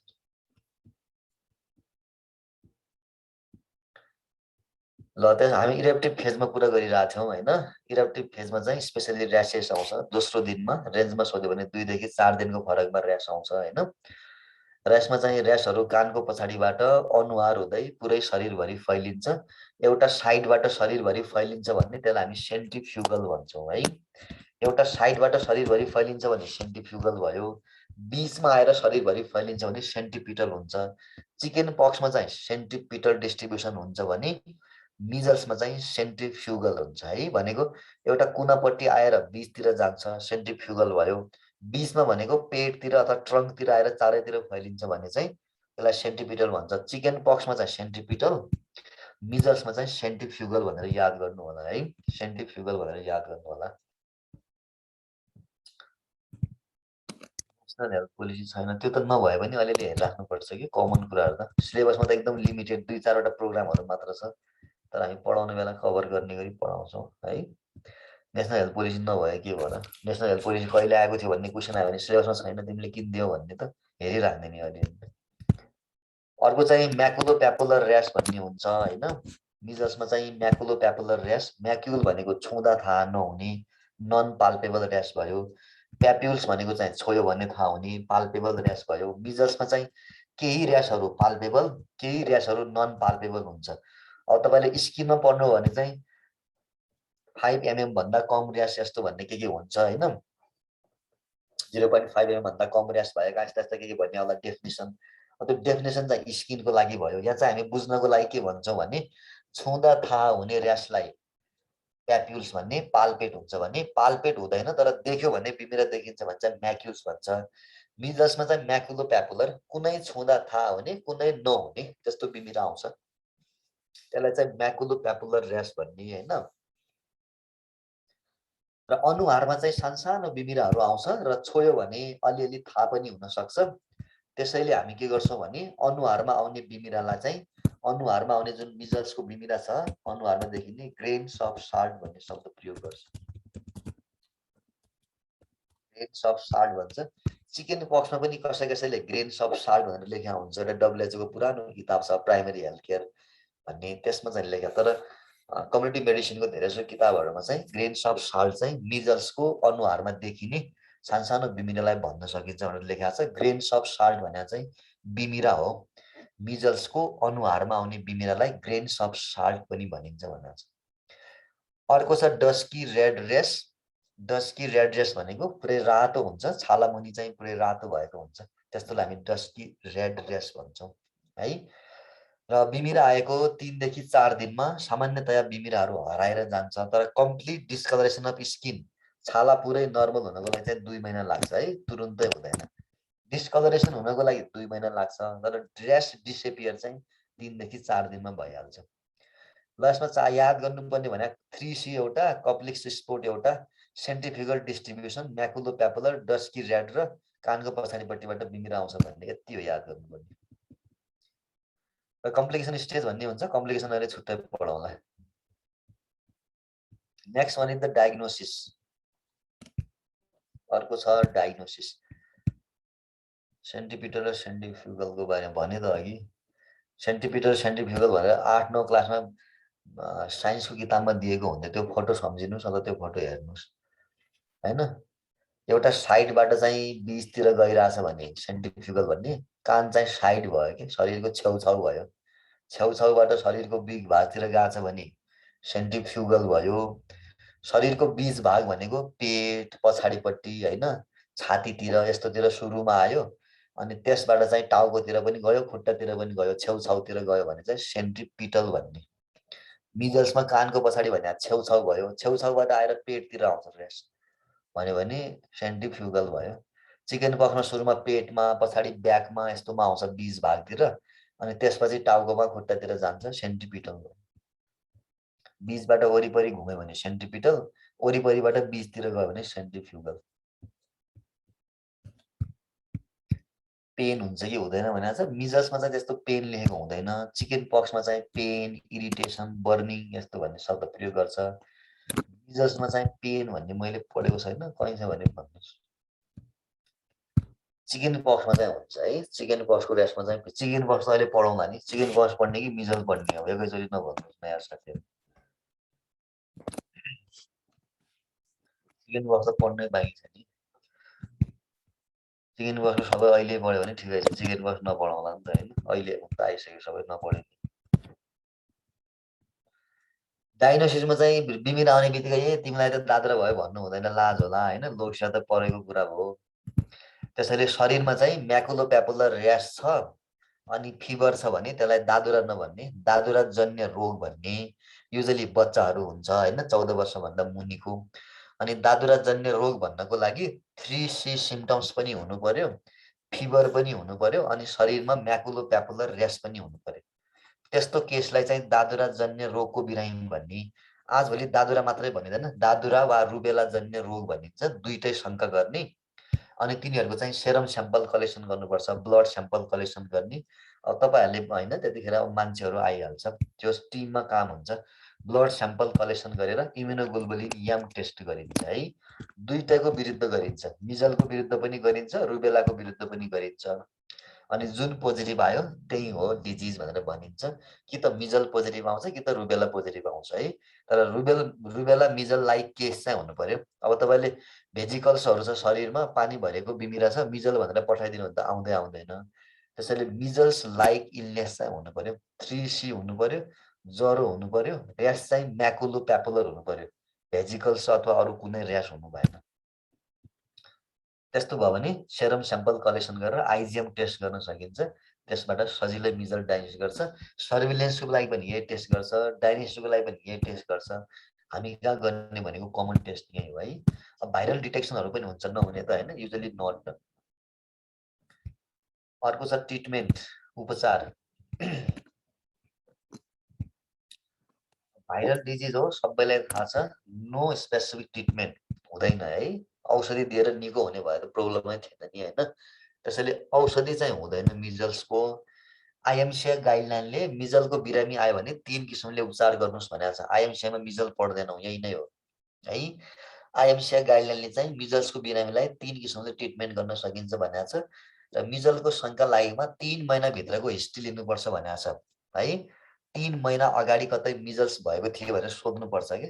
जस्तो कुनै बच्चा आँखा पाकेर आयो, डाइरिया भएर आयो होइन, निमोनिया भएर आयो, ओटाइटिस मिडिया लिएर आयो होइन, त्यस्तो छ भने अथवा सिभियर मालन्युट्रिसन लिएर आयो भने उसलाई सोध्नुपर्छ आमालाई 3 महिना अगाडिसम्ममा कतै मिजल्स भएको थियो कि भनेर हिस्ट्री लिने भनेको छ है। किनभने यसको कम्प्लिकेसन्सहरू अलिक पछिसम्म पनि रहिरहन सक्छ, बिमिरा चाहिँ हराइसकेका हुन्छ, त्यसैले सोध्ने। र त्यसमा 3 किसिमले सिभियरली कम्प्लिकेटेड मिजल छुट्याउने एउटा, अर्को चाहिँ कम्प्लिकेटेड मिजल छुट्याउने, अर्को चाहिँ मिजल्स ओन्ली भन्ने हुन्छ। 3 भागमा छुट्याउनु पर्छ बिरामीलाई। एउटा चाहिँ कडा जटिलता सहितको दादुरा भन्ने हुन्छ सुरुमा, अर्को चाहिँ जटिलता सहितको दादुरा भन्ने हुन्छ, अर्को चाहिँ दादुरा मात्र भन्ने हुन्छ। 3 भागमा हामी बिरामीलाई हेर्नुपर्ने हुन्छ है। कडा जटिलता सहितको दादुरा केलाई भन्ने त यो क्वेसन कहिलेकाहीँ सोध्न सक्छ। कन्जन्टिभाइटिस भएर कर्निया पनि धमिलो भइसकेको छ, ब्लड कर्निया छ, अनि मुखमा चाहिँ गहिरो घाउहरू छ, मुखभरि पुरै डिप इन्फेक्टेड वुन्डहरू छ, ओरल म्युकोसा पुरै बिग्रिसकेको छ भने त्यसलाई सिभियरली कम्प्लिकेटेड वा कडा जटिलता सहितको दादुरा भनिन्छ है। कडा जटिलता सहितको दादुरा भन्छ। अब तपाईँहरूलाई इक्जाममा कुनै बच्चामा दादुराको हिस्ट्रीसँगै कर्निया पनि धमिलो छ, मुखभरि गहिरो घाउहरू छ भने के गर्नुहुन्छ भन्यो भने राइट आन्सर कडा जटिलता सहितको दादुरा भनेर रिफर गर्छु भन्ने हुन्छ है। यो केसलाई हामी हेल्पोसमा म्यानेज गर्न सक्दैन, यसलाई भर्ना गर्नुपर्छ, आँखाको पनि थप उपचार चाहिन्छ, त्यसैले यो केसलाई चाहिँ रिफर गर्नुपर्छ है। र जहिले पनि भिटामिन ए दिनुपर्छ है, कुनसुकै यसमा मेन भनेको भिटामिन ए हो, त्यसैले तपाईँले भिटामिन ए दिएर यो बच्चालाई के गर्ने, रिफर दिने है। 2टा डोज दिन्छौँ भिटामिन ए, एउटा आज दिने, अर्को चाहिँ ग्याप राखेर अर्को दिन दिने, 0 र 2nd डे भन्ने हुन्छ है। यसरी प्रयोग गर्न सक्छौँ हामी। सिभियरली कम्प्लिकेटेड मिजल छ भने रिफर गर्ने, तर भिटामिन ए चाहिँ दिने। अर्को हुन्छ कम्प्लिकेटेड मिजल मात्र है, सिभियर चाहिँ होइन, जटिलता चाहिँ छ, जटिलता सहितको दादुरा भन्छ यसलाई, कडा जटिलता सहितको भनिँदैन। जटिलता सहितको दादुरा भनेको कर्नियामा समस्या केही पनि छैन, तर आँखा चाहिँ पाकेको छ, कन्जन्टिभाइटिस छ, मुखमा चाहिँ गहिरो घाउ छैन, तर सामान्य इन्फेक्सन चाहिँ छ भनेको मुखमा सानसानो थ्रसहरू जस्तो आएको छ भने त्यसलाई जटिलता सहितको दादुरा भन्ने। यसलाई रिफर गर्नु पर्दैन। आँखामा लाउन चाहिँ टेट्रासाइक्लिन ओइन्टमेन्ट दिनुपर्छ हामीले, मुखमा लाउन चाहिँ जिबी पेन्ट दिनुपर्छ। अब जिबी पेन्ट डिफ्रेन्ट फर्ममा आउँछ, बच्चाहरूको न्युबर्नहरूको लागि 0.25, अलि ठुलो बच्चा 0.5, अब 5 वर्षभन्दा बच्चीको बच्चा छ भने त 1%, ठुलैले युज गरे पनि हुन्छ, कस्तो बच्चा आउँछ त्यसरी हामी जिबी पेन्ट चाहिँ जहाँ जहाँनिर घाउ छ अथवा मुखमा लगाउन भन्न सहयोग गर्छौँ। र भिटामिन ए त दिनै पर्यो है, यसलाई हामी रिफर गर्नु पर्दैन, हेल्थ फेसिलिटीमै हामी यसको ट्रिटमेन्ट गर्न सक्छौँ कम्प्लिकेटेड हो भने। आँखा पाकेको लागि टेट्रासाइक्लिन, मुखको घाउको लागि जिबी पेन्ट र भिटामिन ए त अब दिनै पर्यो है। अर्को हुन्छ दादुरा मात्र, केही पनि छैन, आँखा पनि पाकेको छैन, मुख पनि ठिक छ, बच्चा सबै ठिक छ, तर र्यासको हिस्ट्री छ अथवा र्यास छ भने 2टा डोज भिटामिन ए दिने, 2 डोजेज। र ज्वरो अवस्था यस्तो कुनै थप ट्रिटमेन्ट सामान्य चाहिने भने सिम्टोमेटिक गर्न सकिन्छ। मेन भने भिटामिन ए मात्र हो, यसलाई एन्टिबायोटिक यस्तो केही दिनु परेन है। त्यसैले मिजल्सको उपचार गर्दा 3 किसिमले, कडा जटिलता सहितको दादुरा, जटिलता सहितको दादुरा र दादुरा मात्र भनेर 3 भागमा छुट्याएर उपचार गर्नुपर्छ है। ल उपचारमा यतिकै हो, केही छ भने पठाउनु होला। Next one complication and important one, एकदमै इम्पोर्टेन्ट हो, धेरैचोटि क्वेसन पनि आछ। सबैभन्दा बढी देखिने कम्प्लिकेसन के हो भने डायरिया हुन्छ।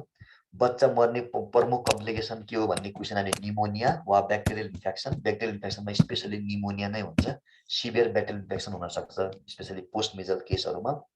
पोस्ट मिजल डेथ केले गराउँछ भनेर क्वेसन आला, इम्पोर्टेन्ट हो निमोनिया है। पोस्ट मिजल डेथ निमोनियाको कारणले भइरहेको हुन्छ। र यङ चिल्ड्रेनहरूमा के हुन्छ भनेर यो पास क्वेसन हो, यङ चिल्ड्रेनमा चाहिँ ओटाइटिस मिडिया हुन्छ। त्यसपछि एकदमै धेरै ढिला देखिन पनि सक्ने, एकदमै कम देखिने तर एकदमै नराम्रो लाइफ थ्रेटनिङ भने डेन्जरस कम्प्लिकेसन्स कुन हो भने हुन्छ एसएसपी भन्ने हुन्छ, सबएक्युट स्क्लेरोजिङ पान इन्सेफ्लाइटिस। एकदमै रेयर हो यो, 3 मिलियन केसेस, 3 लाख भन्नुहोस्, मिलियन त होइन, मिलियन भने त बढी अर्थ लाग्छ। 3 लाख केस मिजल भयो भने एकजनामा हुन्छ भनेको छ होइन। अनि 3 लाख केस हुनको लागि त धेरै ठुलो आउटब्रेक हुनुपर्छ मिजल्स, सो द्याट यो नट कमन है। र यो दादुरा भएको 1 देखि 3 वर्षसम्म पनि देखिन सक्छ भनेको छ, त्यसैले यसलाई लेट कम्प्लिकेसनको रूपमा पनि हुन्छ है। सो द्याट एसएसपी चाहिँ एकदमै डेन्जरस कम्प्लिकेसन हो तर not common. Post missile death diarrhoea हुँदैन है, डायरियाको कारणले धेरै बच्चा मर्दैन, निमोनिया हुन्छ। र प्रेग्नेन्सीको बेलामा भयो भने चाहिँ अघि नै भनिसकेँ मैले, कुनै समस्या त देखाउँदैन तर बच्चा स्पोन्टेनियस एबर्सनको चान्स चाहिँ हुन्छ। प्रिभेन्सनमा vaccination is the best prevention है, अरू यसमा खासै छैन, भ्याक्सिनेसन नै हो। अर्को चाहिँ आइसोलेसन चाहिँ 1 हप्तासम्म चाहिन्छ, 6 डेज भनेर लेखेको हुन्छ, 1 विक आइसोलेसन चाहिन्छ। भ्याक्सिनेसन चाहिँ सिङ्गल डोजले त्यति राम्रो एफिकेसी दिन सकेन भनेर अहिले डबल डोज प्रयोग गरिन्छ। 2टा डोज भ्याक्सिन लगायो भने 99% प्रोटेक्सन हुन्छ। सबभन्दा राम्रो काम गर्ने, सबभन्दा बढी प्रोटेक्सन क्यापासिटी भएको भ्याक्सिन रुबेला हो, सिङ्गल डोज 95% काम गर्छ। दोस्रोमा चाहिँ मिजलै पर्छ, 85% काम गर्छ रुटिन इम्युनाइजेसनको भ्याक्सिनमा। अब 2टा लगाउनु भयो भने त 99% हुन्छ, यो चाहिँ धेरै इफिकेसी हो है। 2टा डोजले चाहिँ 99%सम्म बचाउँछ, so that vaccine is the best, vaccine चाहिँ बेस्ट है। माथि के भन्नु है, ल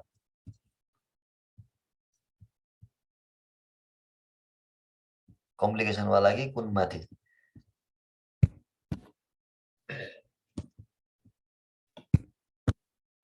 ल मिजल्समा यतिकै हो, के छ भने भन्नुहोस्, नत्र अर्को डिजिज पढौँ। तुर्न लागिसक्यो 4 घण्टा कन्टिन्यू त गाह्रो हुन्छ किलर डिजिजमा पढौँ मम्स पछि पढौँला मिजल्स पछि अर्को हामी चिकन पक्स पढाउँदा किलर त होइन तैपनि याद गर्न कम्पेयर गर्न सजिलो हुन्छ सँगै पढ्यो भने याद हुन्छ चिकन पक्स पढौँ है चिकन पक्स पढाउँ किलर त होइन किलरै पढ्नुपर्छ भन्ने के छ याद गर्न सजिलो होला सो द्याट ऱ्यासहरू आउने भावनाले चिकन पक्स पढौँ अनि ठ्याक्कै सजिलो हुन्छ अघि आइ पनि सकेको छ धेरै कुरा अनि कभर पनि हुन्छ भाइरल डिजिज हो भाइरल ऱ्यास नै हो यो पनि मिजल जस्तै हुन्छ तर एकदमै डिस्टिङ्ग्विस हुन्छ मिजलसँग सजिलै छुट्याउन सकिन्छ र सिन्जेल्स भन्ने शब्द युज गर्छ चिकन पक्समा सिन्जेल्स भन्ने चाहिँ खास कम्प्लिकेसन हो चिकन पक्सको के हुन्छ भने भेरिसेला इन्फेक्सनहरू भयो भने यसले चाहिँ नर्भहरूलाई असर गर्छ कि प्यारेस्थेसिया हुन्छ नि कारण त्यही हो होइन र पछि पनि चिकन पक्स निको भइसकेपछि पनि अथवा हर्पिज इन्फेक्सनहरू निको भइसकेपछि पनि त्यो एरियामा चाहिँ दुख्ने झमझमाउने पेन हुने यस्तो आइरहेको छ सिम्टम केही समयसम्म त्यसलाई हामी सिन्जेल्स भन्छौँ त्यसैले सिन्जेल्स भन्ने शब्द चाहिँ चिकन पक्ससँग सम्बन्धित छ त्यसैले हामी यस्तो डिजिजहरू भेरिसेला इन्फेक्सनहरू भयो भने एमिटिप्टेलिन दिइराखेका हुन्छ केही महिना 1-2 महिनाको लागि प्रयोग गर्न सकिन्छ कारण त्यही हो है सिन्जेल्स भन्ने शब्द प्रयोग गरिन्छ चिकन पक्समा भेरी सिभियर मिजल भनेको कन्जन्टिभाइटिस पनि भएर बिग्रेर कर्नियल चेन्जेसहरू आएर ब्लड कर्निया भन्छ कर्निया पुरै धमिलो भइसकेको हुन्छ आँखा बिग्रिसकेको हुन्छ होइन अर्को चाहिँ मुखमा इन्फेक्सन आएर पनि एकदमै सिभियर घाउहरू हुन्छ मुखभरि पुरै म्युकोजल इन्फेक्सन भन्छ त्यस्तो भयो भने जटिलता धेरै जटिलता त कडा जटिलता भन्ने त्यस्तोलाई चाहिँ पठाउनुपर्छ किनभने मुखको लागि पनि आइभी एन्टिबायोटिक चाहिन्छ आँखाको लागि पनि ट्रिटमेन्ट चाहिन्छ थप होइन त्यसैले त्यसलाई चाहिँ कडा जटिलता सहितको दादरा भन्छ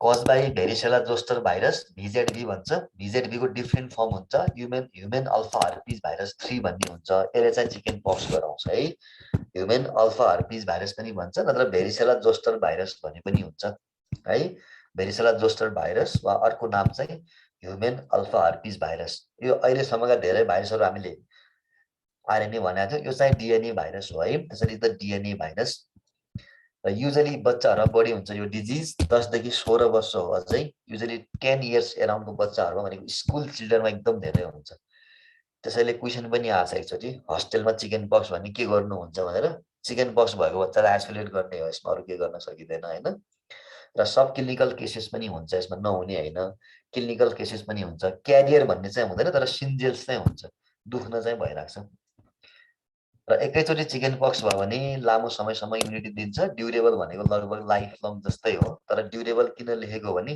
कुनै मान्छेलाई पछि इम्युनो कम्प्रोमाइज डिजिज भइदियो सस्तो एचआइभी भइदियो भने तिनीहरूलाई त फेरि आउन सक्छ हर्पिज त्यसैले ड्युरेबल भने जस लाइफ लङ नै हो मान्छे मर्ने भन्ने चाहिँ हुँदैन चिकन पक्समा 1% भन्दा कम मोर्टालिटी भएको डिजिज हो तर दुःख चाहिँ धेरै दिन्छ मोर सिभियर इन एडल्ट भनेको छ अझ बच्चा भन्दा पनि एडल्टमा चाहिँ यसले अझै दुःख दिन्छ एडल्टमा चिकन पक्स भयो भने अझ बढी दुःख दिन्छ एडल्टमा मम्स भयो भने बढी दुःख दिन्छ र एडल्टमा बढी असर गर्ने भने अर्को डेङ्गु हो है डेङ्गु अनि चिकन पक्स र मम्सले चाहिँ एडल्टलाई बढी असर गर्छ यहाँ चाहिँ सिम्टमको असर हो दुःख पनि बढी दिन्छ डेङ्गु चाहिँ सिम्टम भन्दा पनि एडल्ट केसहरू धेरै हुन्छ डेङ्गुको चाहिँ एडल्टमा चाहिँ बढी असर गर्ने र सोर्स अफ इन्फेक्सन चाहिँ ओरोफेरेन्जियल सेक्रेसन नै हो मिजल जस्तै हुन्छ ड्रपलेट इन्फेक्सन नै हुन्छ अरू पनि हुन्छ ट्रान्समिसन त पहिले पढाउँला तर ओरोफेरेन्जियल सेक्रेसन हुने भावनाले ड्रपलेट चाहिँ one of the common transmission हो र स्किन लिजन पनि इन्फेक्टिभ हुन्छ भनेको छ तर 3 दिनसम्म मात्रै इन्फेक्टिभ हुन्छ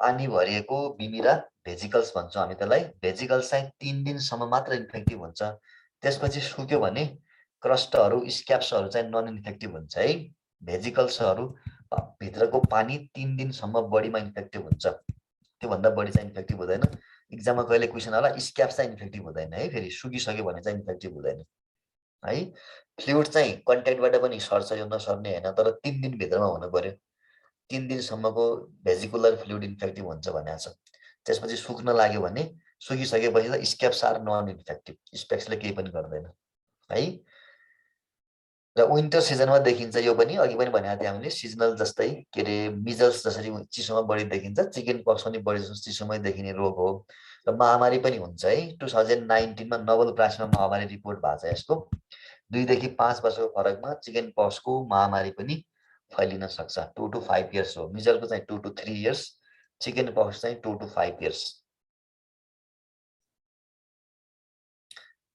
यस, भेरी इचिङ मात्र होइन, अब चिकन पक्स भएको छ भने त पढ्नै पर्दैन। Very itching, very irritating, very painful, very paresthetic, होइन? तपाईँलाई बस्नै दिँदैन, कहाँ बसौँ कि उठौँ कि घुमौँ कि के गर्नु, होइन? Very irritating rest. अब के गर्न मिल्दैन, इचिङमा चाहिँ औषधि खानु हुँदैन, के औषधि खाएर निको हुने इचिङ पनि होइन, होइन? अर्को चाहिँ कोट्याउनु हुँदैन, नराम्रो स्कार बन्न सक्छ। अब सहनुहोस्, धेरै नै इचिङ छ भने क्यालामाइन लोसन लगाउन सकिन्छ, अलिअलि सुदिङ गर्छ त्यसले।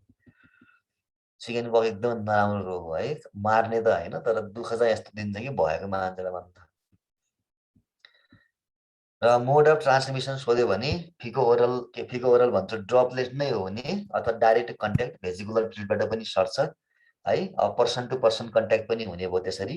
र मोस्ट अफ द भाइरस चाहिँ युजली के हुन्छ भने रेस्पिरेटरी रुटबाटै गइरहेको हुन्छ। तर कहिलेकाहीँ कन्जन्टाइभल ट्रान्समिसन पनि हुन्छ, किनभने कोरोनामा पनि आएको थियो नि, होइन? कन्जन्टाइभलबाट सर्छ, खोक्ने मान्छेको ड्रपलेटहरू कन्जन्टाइभमा पऱ्यो भने त्यहाँबाट पनि जान सक्छ भनेर। त्यसैले भाइरल इन्फेक्सनहरू चाहिँ ड्रपलेट छ भने त्यो ड्रपलेट कन्जन्टाइभाबाट पनि जान सक्छ। जस्तो कोभिडमा यो एकदमै धेरै युज भएको थियो नि, चस्मा लगाउने, नत्र आँखामा खोक्यो भने, आँखामा थुकको छिटाहरू पऱ्यो भने त्यहाँबाट पनि एब्जर्ब भएर डिजिज गराउन सक्छ भन्ने थियो। सेम यहाँ पनि त्यस्तो हुनसक्छ। तर यसमा हामी कमनको कुरा गऱ्यौँ भने ड्रपलेट नै कमन हुन्छ है। अर्को इम्पोर्टेन्ट भनेको ट्रान्सप्लासेन्टल इन्फेक्सन। ट्रान्सप्लासेन्टल इन्फेक्सन एकदमै इम्पोर्टेन्ट हो। टर्च सिन्ड्रोम भनेर हामीले बेसिक इपिडेमियोलोजीमा अस्ति पढेका थियौँ, होइन? त्यसैले ट्रान्सप्लासेन्टल इन्फेक्सन हर्पिजमा एकदम इम्पोर्टेन्ट हो है। प्रेग्नेन्सीको बेलामा हर्पिज इन्फेक्सन भयो भने स्पेसली 20 हप्ताभित्रमा त फर्स्ट टाइमिस्टरमा चाहिँ एकदमै नराम्रो मानिन्छ। त्यसलाई हामी कन्जिनेटल भेरिसेला भन्छौँ है, कन्जिनेटल भेरिसेला भन्छ। त्यसैले ट्रान्सप्लासेन्टल इन्फेक्सन पनि हुन्छ यसको है, हुन्छ होइन, हुने नै भयो, ट्रान्सप्लासेन्टल डिजिज नै हो। इन्कुबेसन पिरियड 14 देखि 16 दिन छ र अहिलेको नयाँ किताबहरूमा 10 देखि 21 दिन भनेर आएको छ। राम्रो चाहिँ बढी सम्भावना 10 देखि 21 दिन हुन्छ। 14 देखि 16 दिन एकदम छोटो भयो कि बिचमा खासै ग्याप छैन, त्यसैले 10 देखि 21 दिनको बिचमा चाहिँ देखिन सक्छ। र बिमिरा आएको 1 देखि 2 दिन अगाडिदेखि 4 देखि 5 दिन पछाडिसम्म सर्छ, भनेको इन्कुबेटरी ट्रान्समिसन हुन्छ यसमा पनि है। अगाडिदेखि नै सरिरहेको हुन्छ र बिमिरा आइसकेपछि 4 to 5 डेजसम्म सर्छ, त्यसपछि चाहिँ सर्दैन। अब शरीरमा स्क्याप्सहरू अथवा क्रस्ट भएर सुकिसक्यो भने चाहिँ सर्दैन है। अर्को छ क्लिनिकल फिचर। क्लिनिकल फिचरमा मिजलसँग कम्पेयर गरेर पढ्दा सजिलो होला। यसमा प्रि इरप्टिभ र इरप्टिभ भनेर दुईटा स्टेज मात्र हुन्छ, तीनटा हुँदैन, होइन? यसमा चाहिँ बिमिरा ज्वरो आएकै दिन बिमिरा आउँछ, फर्स्ट डेमै ऱ्यास आउँछ है। त्यसैले हामी 24 घण्टामा बिमिरा आउँछ भन्छौँ, तर चिकन पक्सको बिमिरा फर्स्ट डेमा अथवा 24 घण्टामा, जे भने पनि जुन दिन ज्वरो आयो त्यही दिन नै बिमिरा आउन सुरु भइहाल्छ है।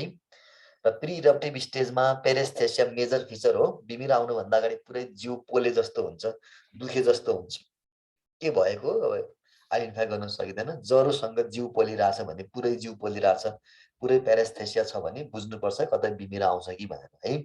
तर फिभर चाहिँ हुनुपर्छ, फर्स्ट डेमै आइहाल्छ, टाइमै हुँदैन सोच्ने, त्यही दिन आइहाल्छ। अर्को हुन्छ इरप्टिभ स्टेज। इरप्टिभ भनेको बिमिरा आउनु हो। बिमिरा कहिले आउँछ भने पहिलो दिनमै आउँछ, कहाँ आउँछ सुरुमा भने ट्रङ्कमा अथवा शरीरको बीज भागतिर आउँछ है, र बिस्तारै बिस्तारै शरीरभरि फैलिन्छ। टाउकोमा पनि आउँछ, इभन द स्काल भनेको छ, बिमिरा टाउकोमा पनि आउँछ। यसरी फैलिने बिमिरालाई हामी के भन्छौँ, सेन्ट्रिपिटल डिस्ट्रिब्युसन भनिन्छ है। अघि पनि आइसक्यो, सेन्ट्रिपिटल डिस्ट्रिब्युसन भनिन्छ यस्तो बिमिरालाई। हत्केला र पैतालामा बिमिरा हुँदैन है। यसको मेन फिचर भनेको बिमिरा चाहिँ हत्केला र पैतालामा हुँदैन, त्योभन्दा बाहेक शरीरको कुनै पनि भाग बाँकी हुँदैन जहाँ बिमिरा नहोस्। टाउकोमै बिमिरा छ भने कुरै सकिहाल्यो। पाम एन्ड सोलमा चाहिँ हुँदैन है, पाम एन्ड सोलमा चाहिँ हुँदैन। फिभर प्रोडर्मल स्टेजमा आउँछ है। इरप्टिभमा चाहिँ बिमिरा आउँछ, फिभर चाहिँ प्रोडर्मलमा आउँछ। प्रि इरप्टिभ भने पनि भयो। यसमा चाहिँ हामी प्रि इरप्टिभ स्टेज भन्छौँ खास।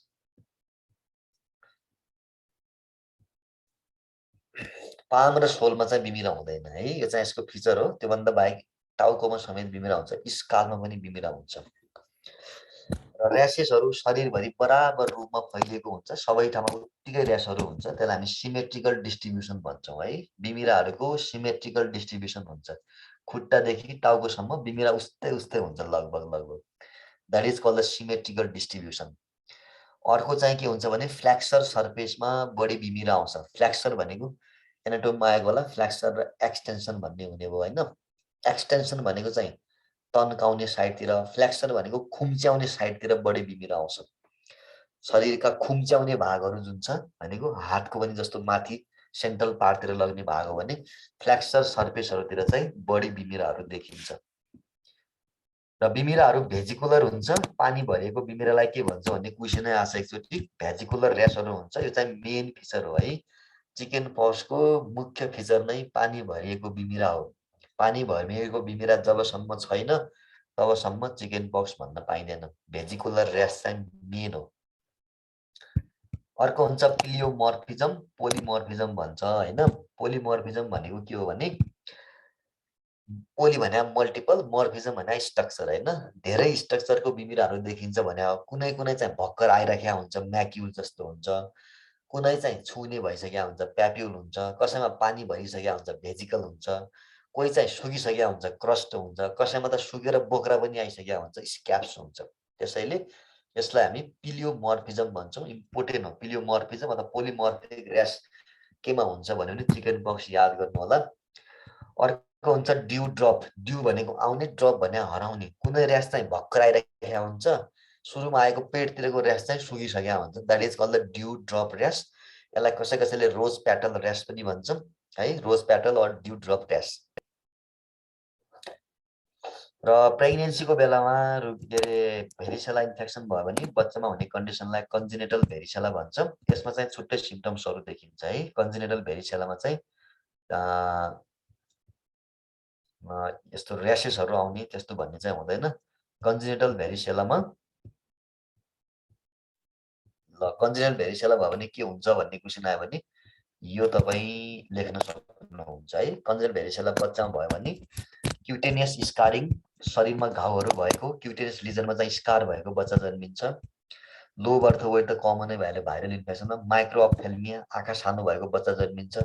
लिम्ब एट्रोफी, खुट्टा सानो हुने वा खुट्टा एट्रोफी हुने, पातलो देखिने त्यस्तो हुन्छ।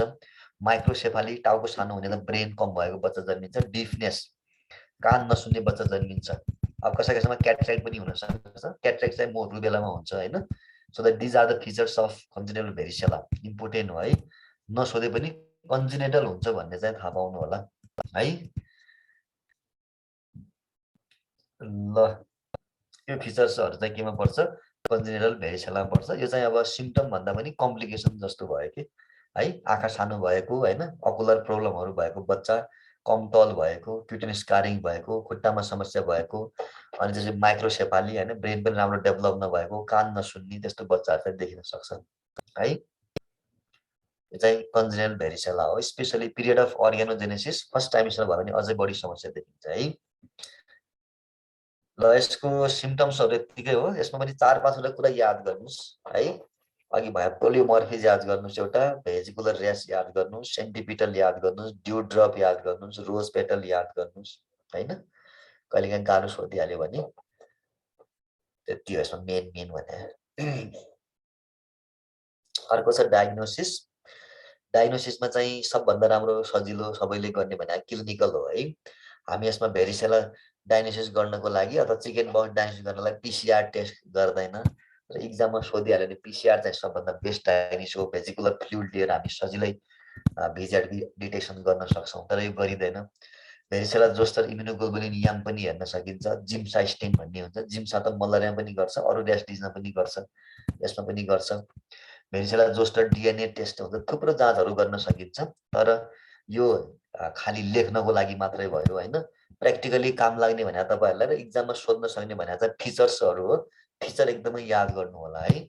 डायग्नोस्टिक फिचर्सहरू चाहिँ चिकन पक्सको सोध्न सक्छ र ल्याबमा पनि डायग्नोसिस गर्न चाहिँ सकिन्छ। अर्को छ ट्रिटमेन्ट। ट्रिटमेन्टमा चाहिँ औषधि हुँदैन। भाइरल इन्फेक्सन हो, सबैलाई थाहा छ। Acyclovir antiviral regimen can be used.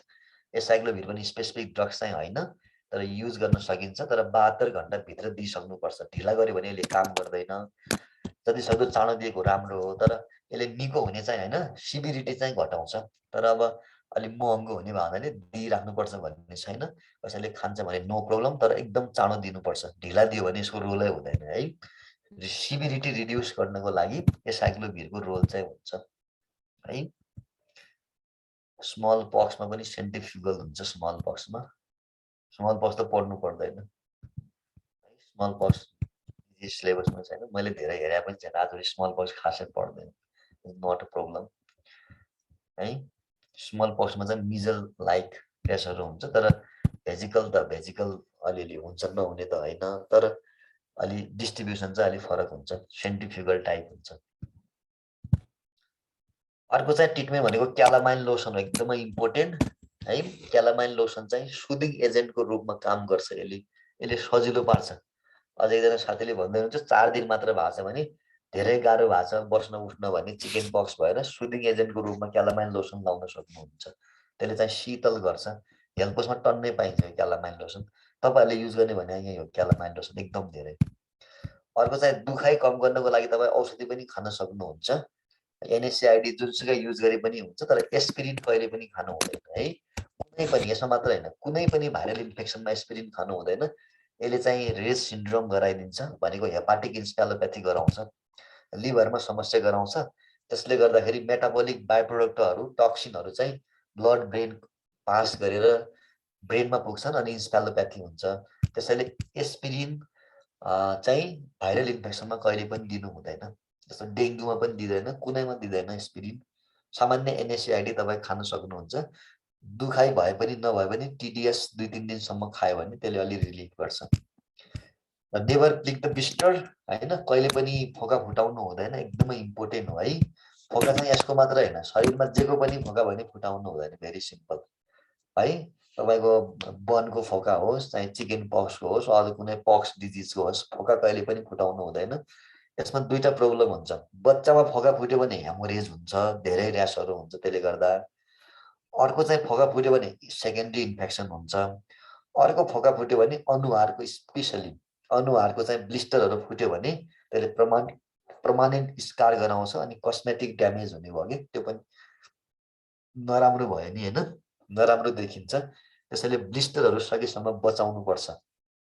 Specially अनुहारको त बचाउनै पर्छ, ट्रिट गर्नु हुँदैन है। डिहाइड्रेसन पनि हुन्छ, इलेक्ट्रोलाइट डिस्बेलेन्स, इलेक्ट्रोलाइट हुन्छ धेरै होइन, त्यसले गर्दा इन्फेक्सन हुने चान्स हुन्छ, हेमोरेज हुने चान्स हुन्छ, स्कार हुने चान्स हुन्छ, सेकेन्डरी ब्याक्टेरियल इन्फेक्सनको बढी चान्स हुन्छ फोका फुट्यो भने। त्यसैले सकेसम्म चाहिँ बचाउने है। कम्प्लिकेसनमा चाहिँ मैले अघि नै भनिसकेँ, हेमोरेज हुन्छ, निमोनिया चाहिँ भेरिसेला निमोनियाहरू नियोनेटहरूमा हुन्छ, नत्र खासै हुँदैन। तर निमोनिया पनि कम्प्लिकेसनको रूपमा चाहिँ आउन सक्छ। र इम्युनो कम्प्रोमाइजहरू छ भने चाहिँ निमोनिया हुन्छ। जस्तो एचआइभीमा एकदम कमन हुन्छ भेरिसेला इन्फेक्सनहरू। चिकन पक्स त हुँदैन, तिनीहरूमा भेरिसेला जोस्टर हुन्छ होइन, जस तिनीहरूमा निमोनिया हुने चान्स बढी हुन्छ। इन्सेफ्लाइटिस हुन्छ है। रेस सिन्ड्रोम अघि नै भनिसकेँ, सेरेब्रल एटेक्सियाहरू हुन्छ। रेस सिन्ड्रोम चाहिँ कहिलेकाहीँ फार्माकोलोजीमा होला है, यो धेरै उता हेर्नु होला।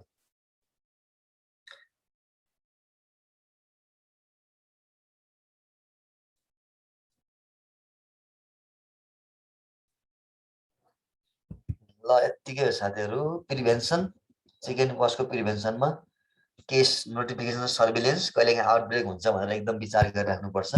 आइसोलेसन, 6 दिनसम्म आइसोलेसन चाहिन्छ, बिरामीलाई छुट्टै राख्नुपर्छ। अर्को चाहिँ बिरामीले प्रयोग गरेका सरसामग्रीहरू भेजिकुलर फ्लुइडबाट पनि सर्ने भयो भने त्यसको डिसइन्फेक्सन गर्नुपर्छ। अर्को चाहिँ भेरिसेला जोस्टर इम्युनोग्लोबुलिन भन्ने हुन्छ, भिजेड इम्युनोग्लोबुलिन होइन। अब यो थ्योरीको लागि मात्रै हो, इक्जाममा के अरे प्रिभेन्सनमा इम्युनोग्लोबुलिन पर्छ कि पर्दैन भन्ने क्वेसन हाने पर्छ लाउनुपर्छ। कुनै पनि बिरामीको कन्ट्याक्टमा आएको 72 घण्टाभित्र त्यसलाई भेरिसेला जोस्टर इम्युनोग्लोबुलिन दिन सकिन्छ भनेको छ। त्यो थ्योरीको लागि मात्रै हो, सिटामोल नपाउने ठाउँमा भेरिसेला जोस्टर इम्युनोग्लोबुलिन पाउने कुरा भएन। अर्को हुन्छ भ्याक्सिन, भ्याक्सिन पनि हामी कहाँ छैन, लाइभ भ्याक्सिन हो भेरिसेला, यो पनि प्रयोग गर्न सकिन्छ प्रिभेन्सनको लागि। तर यो दुईटा लास्टवाला चाहिँ थ्योरिटिकल मात्रै हो, प्र्याक्टिकली युज हुँदैन। इक्जाममा क्वेसन आयो भने भ्याक्सिन पनि हुन्छ भन्ने लाउनुपर्छ।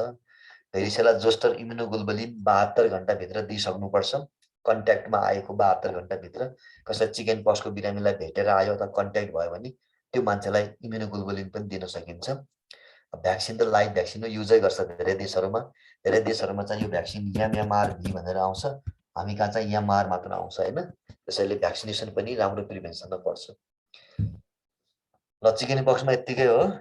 नेक्स्ट वान हुपिङ कफ पढाउँ थोरै अनि बिदा गराउँदा घाँटी दुखिसक्यो। कन्टिन्यू 4 घण्टा बोल्नु त गाह्रै हुन्छ। ल हुपिङ कफ पढाउँ है।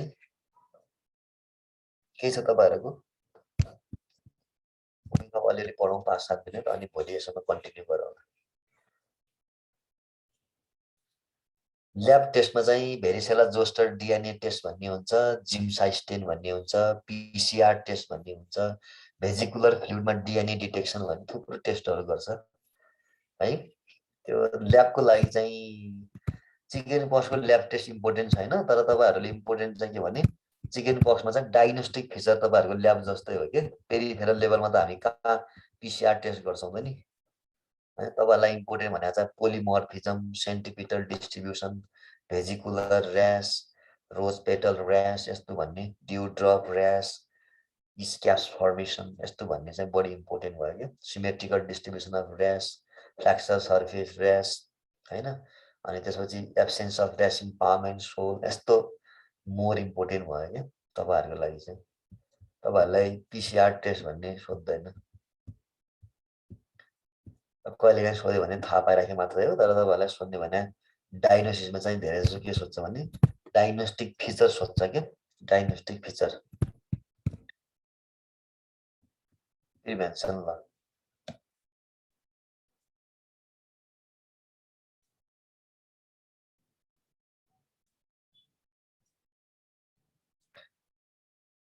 ल मित्रहरू, कमन कुरा यतिकै हो चिकन पक्समा।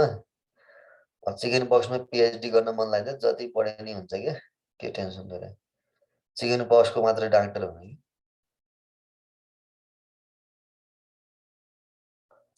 चिकन पक्स स्पेशलिस्ट हुन सकियो, त्यसमा के छ पाइयो हैन। चिकन पक्स भयो भने तपाईलाई फोन गर्ने कि सबैले, त्यस्तो हुन सक्यो। डर्मेटोलोजिस्टको गोली मार। अर्को छ हुपिङ कफ है। हुपिङ कफलाई हामी थोरै थोरै पढौँ अनि छोड्छौँ। म पनि भयो नै भन्ने मस्त पैसा काटि दुखिरहेको छ। अहिले मैले फेरि एउटा औषधि लिन जानु छ, फेरि एउटा मेडिकलमा। म छोड्ने वाला चाहिँ थोरै भन्छु अनि इनिसिएट गर्छु, अलिअलि घरमा हेर्नु होला नि है। हुपिङ कफ अथवा पर्ट्युसिस एउटै हो। 100 डे कफ पनि भन्छ यसलाई। अब 100 डे भने 100 दिनी खोकी भयो होइन। अब 100 दिनी खोकी भन्नाले त चाइनिजहरूले प्रयोग गर्ने शब्द हो। 100 दिन नै त पुग्दैन, हेर्नुहोस् होइन। 100 डे नै त पुग्दैन। चिकन पक्सको ड्युरेसन अफ इलनेस चाहिँ 6 देखि 8 हप्ता हुन्छ होइन। 8 हप्तासम्म जान सक्छ भनेको 50 दिनभन्दा चाहिँ बढी जान्छ। त्यसैले अब 100 डे भने पनि प्रोलङ कफ हो भन्ने चाहिँ बुझ्नुपर्छ। दुईटा हुन्छ, दुईटा कजेटिभ एजेन्ट हुन्छ। भने त बर्डिटेला पर्ट्युसिस, अर्को हुन्छ बर्डिटेला पारापर्ट्युसिस है। दुईटैलाई हामी यसको कजेटिभ एजेन्ट मान्छौँ। तर इक्जाममा दुईटै आयो भने चाहिँ बोथ भन्ने अप्सन छ भने त नो प्रब्लम। तर एउटा मात्र छान्न पाउनुहुन्छ भने पर्ट्युसिस नै छान्नुपर्छ है। पारापर्ट्युसिस चाहिँ एकदम लेस कमन हुन्छ। Pertussis is the most common र मान्छेमा मात्र हुन्छ यो युजली, अरू कुनै पनि जनावरमा खासै रिपोर्ट हुँदैन। अर्को इम्पोर्टेन्ट कुरा चाहिँ के हो भने यो हुपिङ कफको कन्ट्याक्टमा के अरे कन्ट्याक्ट भन्छु, हुपिङ कफको हुने सम्भावना अथवा लहरे खोकी हुने सम्भावना जन्मजातदेखि नै, बच्चा जन्मिने बेलादेखि नै उत्तिकै रिस्क हुन्छ है। यो क्वेसन एक्चुअली स्टाफ नर्सलाई सोधेको छ, हेर्नुहोस् है। के सोधेको छ भने तलका मध्ये कुन डिजिजमा बच्चा जन्मजात नै इन्फेक्सनको सङ्क्रमण हुन्छ भनेको छ होइन। म्याटर्नल इम्युनिटी केमा पाउँदैन भने अब खास होइन।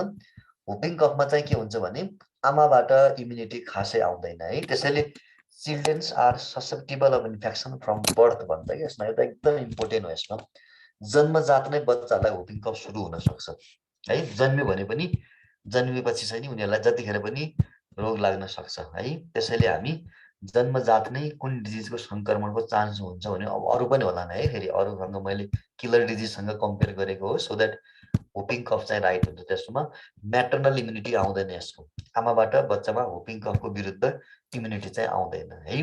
त्यसैले जन्मजात नै यसको जोखिम हुन्छ। जन्मेपछि जतिखेर पनि इन्फेक्सन हुन सक्छ। जति उमेर कम छ त्यति सिभियर हुन्छ वुपिङ कफ।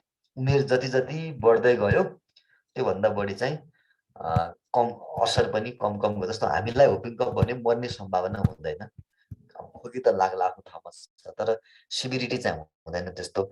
0देखि 6 मन्थको बच्चामा बाइचान्स वुपिङ कफ भइदियो भने त्यो चाहिँ अलि सिभियर डिजिजको रूपमा लिन्छ त्यसलाई है, तिनीहरूमा चाहिँ गाह्रो हुनसक्छ। त्यसैले जन्मजात नै मतलब जन्मेपछि नै सङ्क्रमण तुरुन्तै पनि हुनसक्छ।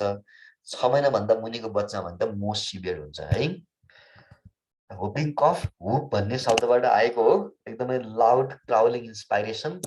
अरू साउन्डहरू धेरै जसो चाहिँ इन्सपाइरेसनमा, हुपहरू चाहिँ धेरै जसो चाहिँ एक्सपाइरेटरी हुन्छ, तर वुपिङ कफमा जुन हुप हुन्छ त्यो चाहिँ इन्सपाइरेटरी हुप हुन्छ। भनेको के हो भने सास भित्र लिने बेला भित्रबाट आवाज पनि आउँछ, उसले सास भित्र लिन पनि सक्दैन। So that hoop is the characteristic of sound है। के अरे एकदमै इम्पोर्टेन्ट साउन्डको रूपमा चाहिँ हामी हुप लिन्छौँ, त्यहीबाट हुपिङ कफ भन्ने शब्द आएको है। यसमा केस पनि हुन्छ तर क्लिनिकल केस मात्र हुन्छ है, यो त एकदमै इम्पोर्टेन्ट हो। वुपिङ कफ पनि सिम्पटम लुकाएर बस्ने, क्यारियर भएर बस्ने, सब क्लिनिकल भएर बस्ने यस्तो चाहिँ हुँदैन। Only cases are seen. त्यसैले यो पनि आइसबर्ग डिजिज चाहिँ त्यति फलो गर्दैन यसले। क्यारियर्सहरू हुँदै हुँदैन, लक्षणविहीन पनि हुँदैन, केस नै हुन्छन् म्याक्सिमम चाहिँ है, केसै हुन्छन्। र 6 महिनाभन्दा मुनिको बच्चामा बढी असर गर्छ, अघि पनि भनिसकेँ मैले। 5 वर्षसम्मको बच्चामा हैन, लेस देन 5 इयरमा चाहिँ अलिक धेरै हुने हो, तर ठुलो मान्छेमा पनि नहुनु भन्ने चाहिँ हुँदैन। मान्छेमा मात्र हुन्छ, अरूमा हुँदैन, यो पनि हामीले कुरा गरिसक्यौँ।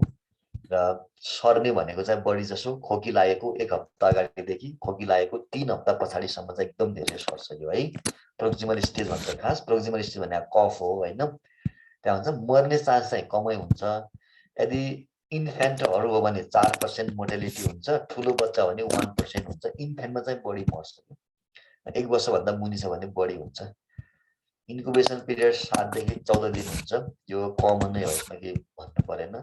मोड अफ ट्रान्समिसन चाहिँ ड्रपलेट हो, अरू कुनै ट्रान्समिसन युजली हुँदैन है। ल आज यतिसम्म गरौँ, क्लिनिकल फिचरबाट भोलि गरौँ ल।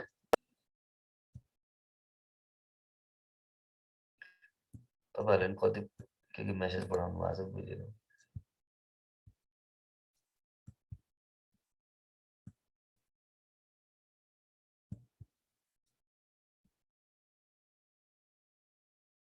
ल यतिकै गरौँ त, टाउकै दुख्यो भने बान्ता होला, फेरि गाह्रो होला होइन। त्यसो भए त नपढाउँ, यतिकै गरौँ। के छ भने भन्नुहोस्, नत्र बिदा गरौँ, भोलि पढाउँ। अब दिनदिनै अलि चाँडै चाँडै छ भने त कोर्स भ्याइँदैन। हेर्नुहोस्, समय त पढ्नै पर्छ, 5-7 मिनट तल मात्रै ठिकै हो।